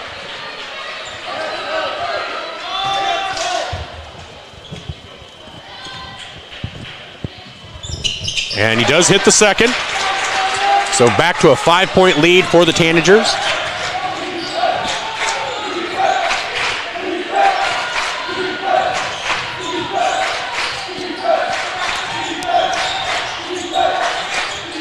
Nice job by Carter to knock that away. They're going to say it was tipped, though. That it was tipped, so not an over and back. Here's Becker Bosma over to Keegan Tracy. 13 seconds on the shot clock. Becker Bosma pull back 3, no good. Rebound, Landon Cerny. Trey Hansen drives in, and they're going to call a foul on Gage Sipple, and they're going to give him the bucket. So Trey Hansen, I think that's going to be on Sipple, or is it going to be on Bosma? Oh, nope, that's on Bosma. That'll be Bosma's second. And they do count it. All night they've been saying those fouls have been on the floor, but they're going to give him the and 1 here. So we're halfway through this 4th quarter, and Vermillion now leads by 8, their biggest lead of the game. 62-54, Tanagers lead with 3:55 to go.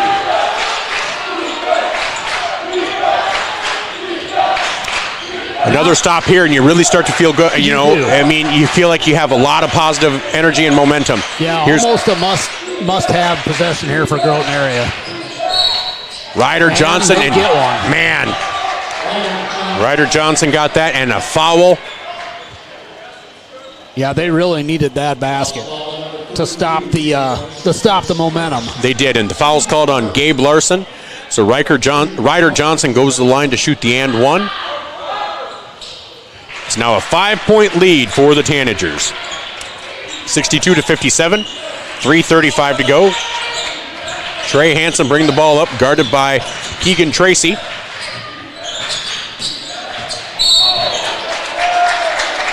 And I think that's going to be a foul on Turner Thompson.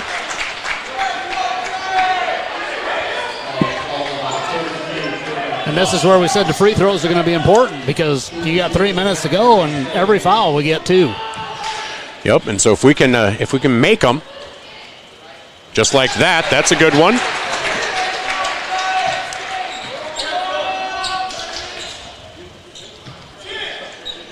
Trey's shooting his second of 2, and that is good. 2 for 2 from the line there for Trey. Makes it a 7-point lead for Vermillion. 3:25 to go, 64-57, the Tanagers lead.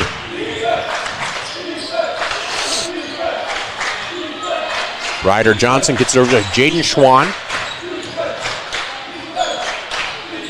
Boy, good defense on the perimeter by the Tanagers.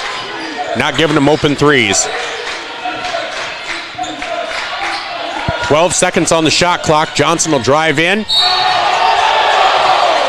What a great block. And then they just gave a technical foul. I don't know, it was a great block by the Tanagers, and evidently something was said that was... So Trey Hansen.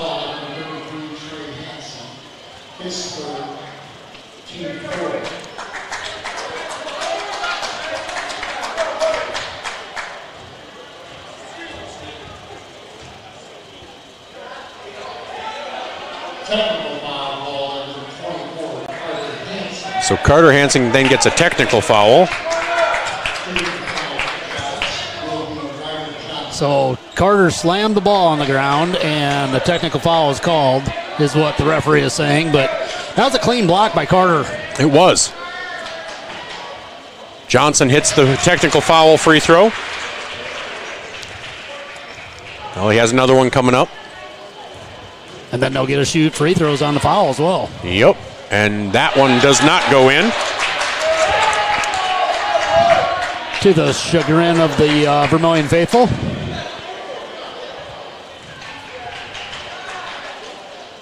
That free throw goes in for Johnson.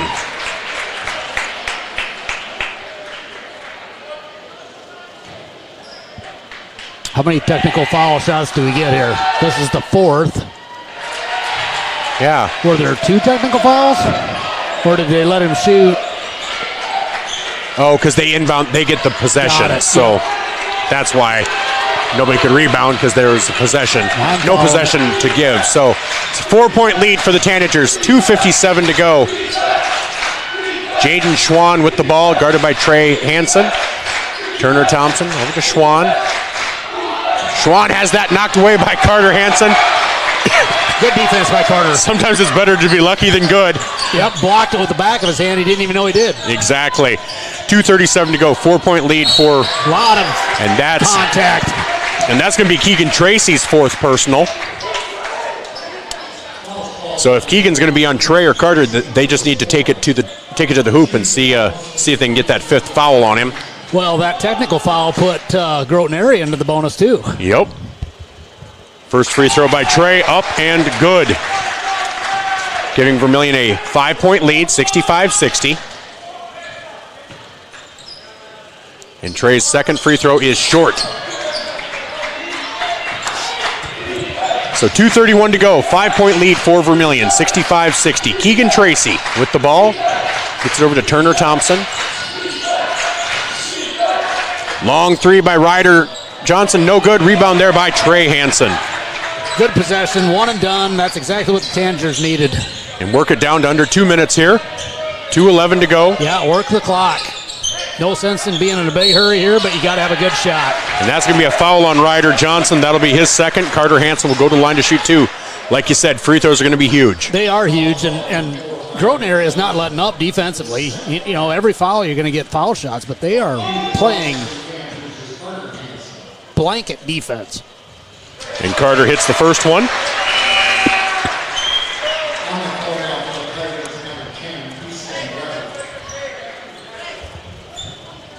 So 6-point lead for the Tanagers. Carter Hansen going to the line to shoot his second free throw. That is up, and that is good. Vermillion now 67-60, 2:06 to go.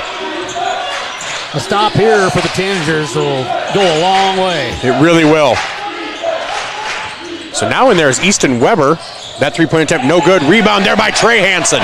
And Coach Drake just saying, slow it down. Yep, that's exactly what they needed, just have a quick stop and now to get across half court and run your half court offense. Minute 45 to go, 67-60. The Tanagers lead on the Masaba scoreboard. Trey Hansen drives into the... Oh, on the floor. They're going to call that on the floor. But he'll still shoot two. No continuation, not like the NBA. Nope. That would have been, I think, even up at the SCSC for the Coyotes. I think that would have been an and one. All right, Trey's free throw, first attempt up and good. So Trey Hansen now with 31 points on the night. Vermillion leads by 8. This makes it a 3-possession game. And he makes it a 3-possession game. 69-60 with a minute 38 to go. Tanagers still got to play good defense here. You know, don't let up. Keep your foot on the gas. Turnaround jumper by Ryder Johnson. But no fouls. I mean, the clock is going to continue to run, but they call a timeout with a minute 29 to go. So this will be a timeout brought to you by Murph's Appliance on Main Street in Vermillion. We'll be back. Wanting a specialist without leaving town? We've got you covered. Our clinic offers specialists for the health and wellness of your family. From pediatricians to OBGYNs, plus primary care. You can find it all at Vermillion Medical Clinic. So much care, so close to home.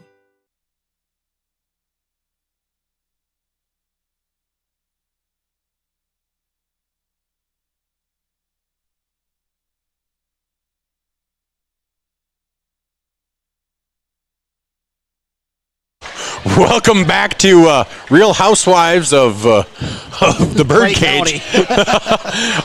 As we could hear one of the referees talking to AD Jason Huska say there's a Groton fan in a black sweatshirt, and then all of a sudden you hear the voice, "I'll just leave myself." And so it was kind of like that meme that you see of the cat and the blonde screaming, you know. Yeah, he just kind of took it upon himself to leave the gym here, leave the Birdcage, and get an early start on the way home.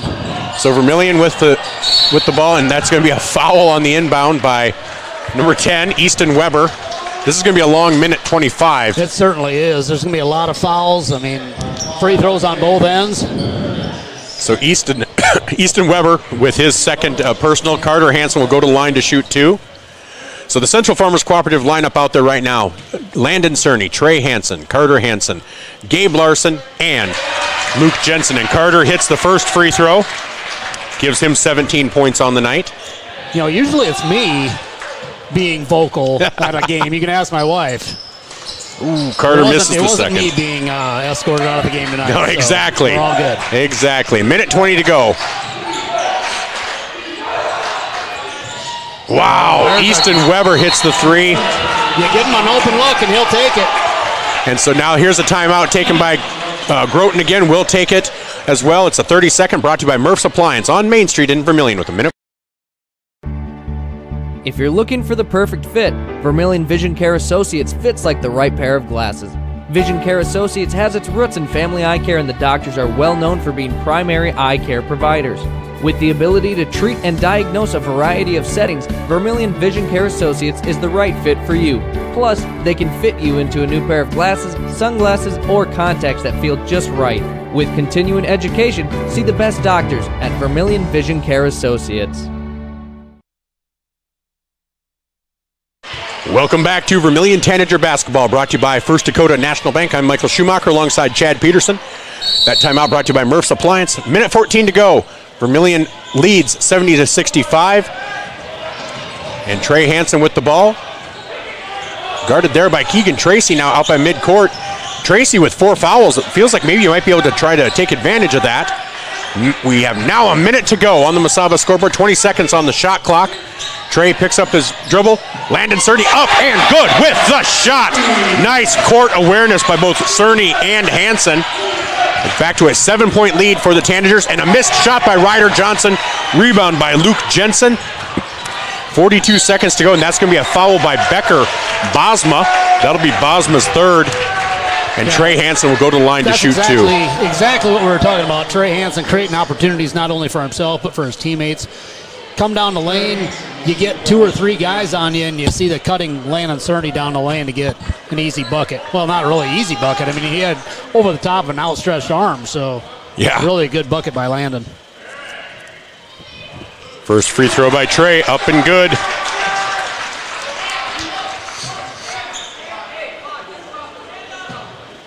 So 8-point lead for the Tanagers. 41.1 seconds to go. Trey Hansen. Second free throw up and good.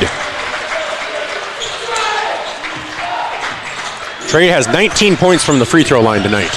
That is taking advantage of every opportunity there. Taylor Deagle for 3, no good. Rebound into the hands of Trey Hansen. I have Trey Hansen now having a double-double with 34 points and 10 rebounds. Trey gets it to Luke. Luke will bring it back out, and he's going to be fouled by Ryder Johnson. That'll be Johnson's third. And Luke Jensen will go to the line to shoot 2. But at this point, 14 seconds, this will just make it a 4-possession game.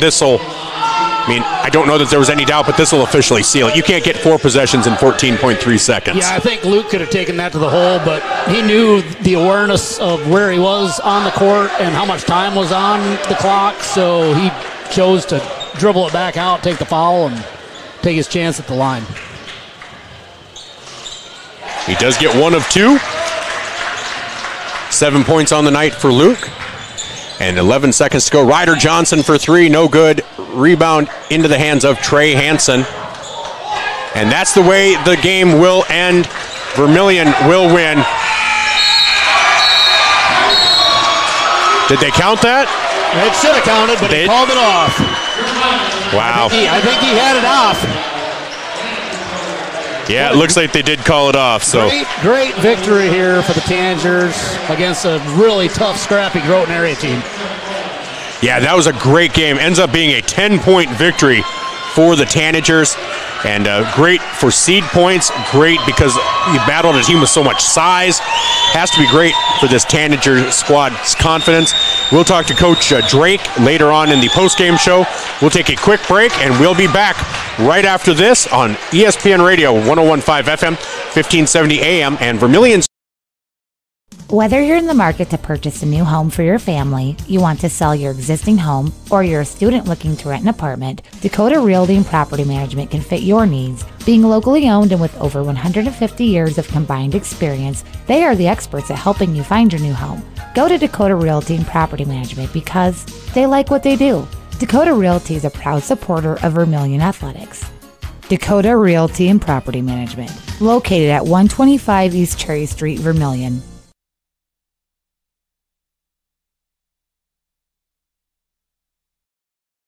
Remember the Perks card from Pump and Pack? Well, guess what? There's an addition, not just a card, it's an app. The Pump and Perks app and the Pump and Perks card from Pump and Pack, Vermillion. Just go to their Facebook page, Pump and Pack, and scan the QR code and you're in. Or go to the store, Pump and Pack, and get the card. Then download the app. Each one does the same thing. Like give you 5 cents off per gallon every day, except for Sunday it's doubled with the Perks card from Pump and Pack, Vermillion.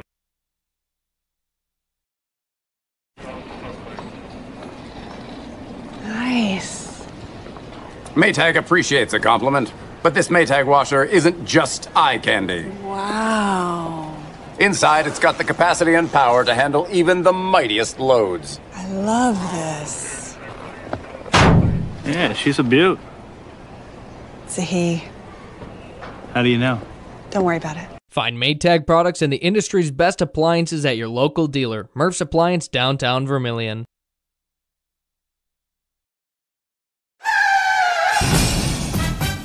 In a situation like this, the first thing you do, of course, is make sure everybody's okay. And then you're thinking, you better call your insurance person. No, just call Justin. At Vermillion Auto Works, you see Justin handles all the insurance claims and gives free quotes. Not everybody does the free quote thing anymore, you know. So call Justin at Vermillion Auto Works. He'll take care of the situation. Carrying WeatherTech, Rough Country, and Tuxedo. Vermillion Auto Works. Welcome back to Vermillion Tanager Basketball, brought to you by First Dakota National Bank. I'm Michael Schumacher alongside Chad Peterson. Tanagers come away with a huge victory. When it comes to seed points, this will be 47 seed points. This will elevate them in the region, in the state. And when it comes to the region, you know, Region 4A is so competitive that you take every advantage you can get. And if you can get home court for both the first and second rounds, that is valuable. Now, obviously, this does not guarantee it because you still have to play Dakota Valley on Tuesday. You still have to play Parker. You still play Ponca. You have Canton. You have a few different games. And unfortunately, when you look at Region 4A, oops, I had it there. Region 4A, like I said, it's a mini state tournament. When you start talking Sioux Falls Christian, you start talking Dakota Valley, you start talking Lennox, and you start talking Vermillion. Right now, Sioux Falls Christian is on top with 47.429 seed points. Barring a loss by them, they'll remain on top. That's when you get the cluster, because right now Lennox is behind them by about 3.8, 3.7 and change. Vermillion is behind Lennox by 0.2667, and they're ahead of Dakota Valley by 0.133. That's tight. It is. Now, tonight's win should put Vermillion, loosely mathematizing, should put Vermillion over Lennox. But obviously, they still need then that Dakota Valley game. That Dakota Valley game on Tuesday will be huge. That's why we need the crowd here. We need the emotional support for that.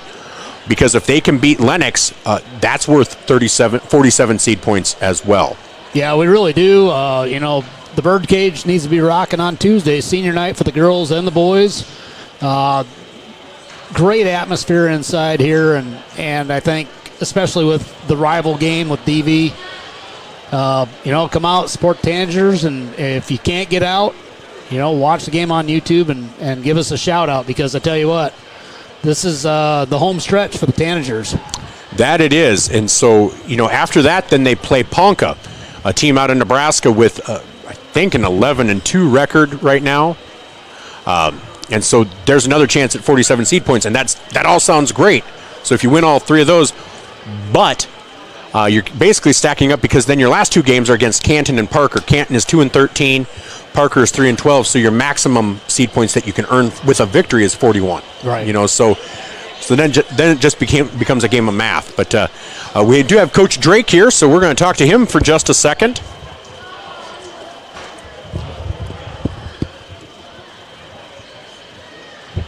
Well, Coach, that was a nice win. You guys got behind and then came out in the second quarter, so trailing by 8 after 1, trailing by 6 after 2, and could have had it at 4, and then came out in that second half and really just came out fast and then finished strong and then never let up in the fourth.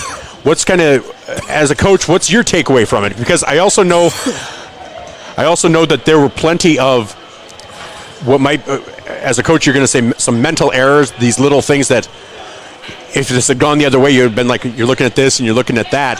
But what's your just overall takeaway from this game tonight? Yeah, number one, huge win for us, obviously. They're a good basketball team. We saw them twice last year. I think I said it in the pregame show. They're the one seed in their region. Just looking at their schedule, they're probably going to win out. They'll end up 15-5, and the 4 of the 5 losses are to DAC 12 teams, right? Us now, DV, Lennox, West Central. We feel we're all very good basketball teams, and obviously their other one was early in the year to Hamlin, and we know how good Hamlin is. We knew it would be a 32-minute grind, and the thing is, they've really been playing well of late. Beat Dells by 26 a week ago. Last night they had a nice win against Dual and beat them by 26. Dual had DV on the run last weekend at the Clash, and Duels had a really nice year. So they're hard to guard. Their action, they run, and a lot of cuts off the high post. But they got guys on the perimeter that can all put it on the floor. They can get in the paint. They can shoot threes. 39 points. We told our guys at halftime, the big key, you can't give up 39 points. They're on pace for 80. Some of that obviously is us defensively, but the other thing is that they made some plays and hit some shots. I think they hit eight 3-pointers in the first half, and you're just hoping with law of averages that that kind of settles down a little bit and they don't shoot it as well in the second half, which obviously happened. And you're right, we got ourselves in a position there, tied at the end of 3. We had a nice start to the second half, and got a nice lead there early in the fourth to get up 7 or 8, but learning things too. Questionable, I don't know. He said Carter slammed the ball on the floor. I'm not sure. Maybe he did. I didn't see it. I asked another official. He didn't see it either. In a game like this, I don't know. You better be dang sure if you're going to call that. But they made the call, and what we got to learn and our guys got to understand now is, I think we were up 7 or 8 at the time. And even though there's 2.5, 3 minutes to go, that's how quickly things can change. And I think they only hit 3 of the 4, and then they didn't score on the possession. But if they go hit 4 of 4, and you could hit a 3, it could be a 7-point possession, and it changes the game. So we've got to keep our composure and poise, and things aren't always going to go your way, and you got to just kind of go play the next possession. But for us as a team, we knew it'd be very difficult tonight, and they're a state tournament caliber team, and in my mind, I know it doesn't mean anything, but, we told our group beforehand, I think if you just look at the top 10 teams in Class A, 3 up north with Groton, Clark, Hamlin, obviously West Central. There's 4 of them in our region with Lennox, DV, us, and Sioux Falls Christian, and I think Rapid City Christian and St. Thomas More out west. But if you had a legitimate top 10, that would be your top 10 teams in Class A, and it's fun to play an opponent like this, and it was a heck of a grind. But huge for us, and obviously just to try to keep things rolling. And we say each game we're trying to take care of the task at hand, and then it makes that next one that much bigger. And obviously we got a huge one come Tuesday night.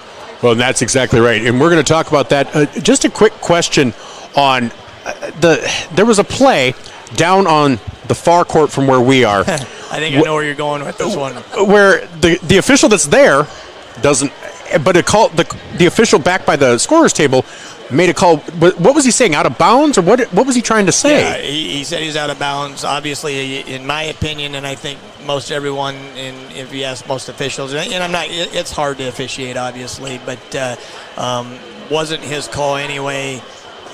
What he told me is he's 100% sure. And the guy the official on the baseline, I asked him as well, and he said they got together, and it should be the guy on the baseline's call. And the thing is, it's so hard because in a game like this, every possession is so critical, right? And I don't know the exact time. It felt like it's probably midway through the fourth quarter, but we were kind of rolling and kind of had them on their heels, and it's a possession we think we have the basketball in our hands, and it goes back to them. But again, there's going to be we make mistakes as coaches, kids make mistakes, officials going to make mistakes, but that was I was told that he was 100% sure from his angle. Well, and then Carter got called for a few travelings tonight. It didn't look like he was doing anything different. Yeah, it's tough. The one thing I will say with both Trey and Carter is, they're longer kids, and at times, they got some length, and they're lanky and gangly and stuff. And, there's a couple I disagreed with tonight. There's a couple they were probably right on. But it was huge. Early in the game, we had too many turnovers. And just some of that, though, too, is give Groton credit because, and we talked about this before the game and yesterday in practice, is that they're going to try to speed you up, right? And you can play fast as long as you play disciplined. And, I think they sped us up a little bit too much at times, and we got in a hurry a little bit, and that led to a couple of those traveling calls. Well, then that does lead us to Tuesday, senior night, Dakota Valley, a DAC-12 region seed point battle. Can you put more energy and emotion into a single night of basketball? Should be, if you're a fan, it doesn't have to just be Dakota Valley and Vermillion, a fan of just basketball and high school sports and in the area and stuff. It should be a really fun night. And we've had our battles and a lot of close games over the years, both on the girls and boys side. And what more could you ask for, right? Our girls coming off a huge win last night over Sioux Falls Christian and battling in their region, and get to play Dakota Valley here, who's only got one loss on the year. And on the boys side, obviously, we're battling with Lennox and DV, fighting for our lives from seed points. And they're a really good basketball team. They won back-to-back state titles a couple years ago, got back to the state tournament last year again, got third. Another Bruns in the lineup, and another one that's playing some minutes off the bench is an 8th grader. The Collette kid can really shoot it. They come at you with athletes, and they're just a real good program, real good team. And but it should be an exciting night, and obviously from a region standpoint, it's a huge game. All right, well, Coach, thanks so much for coming up. Congratulations on a nice win over a really good Groton team. Shows that you guys can battle against a team that gets hot from the outside, but also has size. I mean, 6'3", 6'4", 6'4", 6'6". It was just another way for you guys to prove, at least for the kids, to prove to themselves can compete with anybody. Right, top 10 caliber team, and just a good high school basketball game. Our kids hung in there and battled through it, and nice that we came out with a victory tonight. All right, well, Coach, thanks so much. Have yourself a great night, and we'll be talking later. All right, thanks, Michael. Thanks. Bye. That was Coach Jay Drake with us on our First Dakota National Bank postgame show as we get ready to wrap things up here in Vermillion as the Tanagers, well, they came away with a 75-65 victory. They were led in scoring by Trey Hansen with 34. Carter Hansen was 17, 9 for Landon Cerny, 8 for Gabe Larson, and 7 for Luke Jensen. Now, Ryder Johnson was the leader for Groton area with 28, 11 for Gage Sipple. And then you had Bosma with 9, but nothing in the second half for Bosma. Carson, Zach, well, he had 8. Keegan Tracy, that's probably your biggest one. He came in averaging 12, 13 points a game. He had 3. Nothing in the second half for Keegan Tracy. And then you had 3 for Weber and 3 for Jaden. So, you were able to, Ryder Johnson goes off on you, but you're able to hold Keegan Tracy below his and hold him to 65. Now, I say hold him to 65. When they get started and they have 22 after 1 quarter of play, holding them to 65 is not bad. That's 41 over 3 periods. That's a 56-point game if you average it out. So feel pretty good about that. What's your takeaway from this and as we head into these final few games of the regular season? Well, I think the changing point of this game, I think, was when Carson Zach fouled out with 5 minutes to play. I mean, that changes the dynamic of Groton area and what they're trying to do and what they did the entire game is, put him on Trey, be aggressive, try and get some steals, and then create opportunities on the offensive end. But when he fouls out and you bring in another freshman who hadn't played the whole game, it changes the entire dynamic of what they tried to accomplish, and I think Vermillion did a great job taking advantage of that. I think you're exactly right, and, they have to have some confidence coming out of this. I think Trey really does have a lot of confidence because, you can see how he can control a game, but you're also not too comfortable. If you have to take on this Groton area team, it's a little scary. Yeah, it can be, and like you said, Trey, game by game, seems to get better and better and more confident, and what that does is it gives your teammates confidence as well because they know they can rely on him to not only score, and he doesn't have to score 30 a game, but he creates opportunities for everybody else. And, like Luke Jensen and Landon didn't have a lot of opportunities in the first half, but as they, double and sometimes, slide somebody over to triple team Trey, it's going to leave somebody open, and it did the first couple minutes of the second half. It left Landon open for a 3. It left Luke open for a 3. It's one of those things that, Trey does score whenever he wants to, but he creates opportunities for everybody else. And like Coach Drake said, it's a great team win. For them to come out as hot as they came out in the first quarter and not seemingly miss a 3-pointer, at some point you think it's going to cool off, and it did. Maybe thankful to what you said. Yeah. You know, they're not going to miss the rest of the game, and here comes the cold spell. So that helps a little bit, and I think, you know, a couple key possessions I think we talked about, you know, and Coach Drake talked about it too. You know, some of the crazy turnovers we had in the first half, we didn't have those in the second half, and I think they took advantage of, you know, maybe their cold streak that they, you know, and we were able to come out hot right away in the second half and take a lead and then build on that lead. And, you know, I think they're going to build on this win too, because got some tough games coming up with, you know, Dakota Valley and Ponca, and, you know, I think they're hitting their stride at the right time. They really are gelling as a team, and they've played well all year together. But you can just see a little bit of a confidence booster with this victory, and I think it's definitely going to feed well going into the postseason.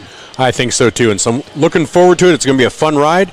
You going to be here on Tuesday with Dakota Valley? I will be here for senior night. All right, sounds good. Well, we'll see you then. Well, for Chad Peterson, I'm Michael Schumacher. Tanagers win 75-65. It's been a good week of basketball so far for these Tanagers. Doubleheader victory over Beersford. Girls knock off top-ranked Sioux Falls Christian. Boys ranked up, defeat a top 15 Seed Point team in Groton. And the girls take on a really good Sisseton team tomorrow to wrap it up. So that'll be on ESPN Radio and Vermillion streaming. Jake Logue and I will be in Madison for that. It's supposed to start around 1:15. Our coverage will probably start around noon just to make sure we're getting everything. So you guys have a great night. For Chad Peterson, I'm Michael Schumacher. We'll talk to you tomorrow. Go Birds. Go Birds.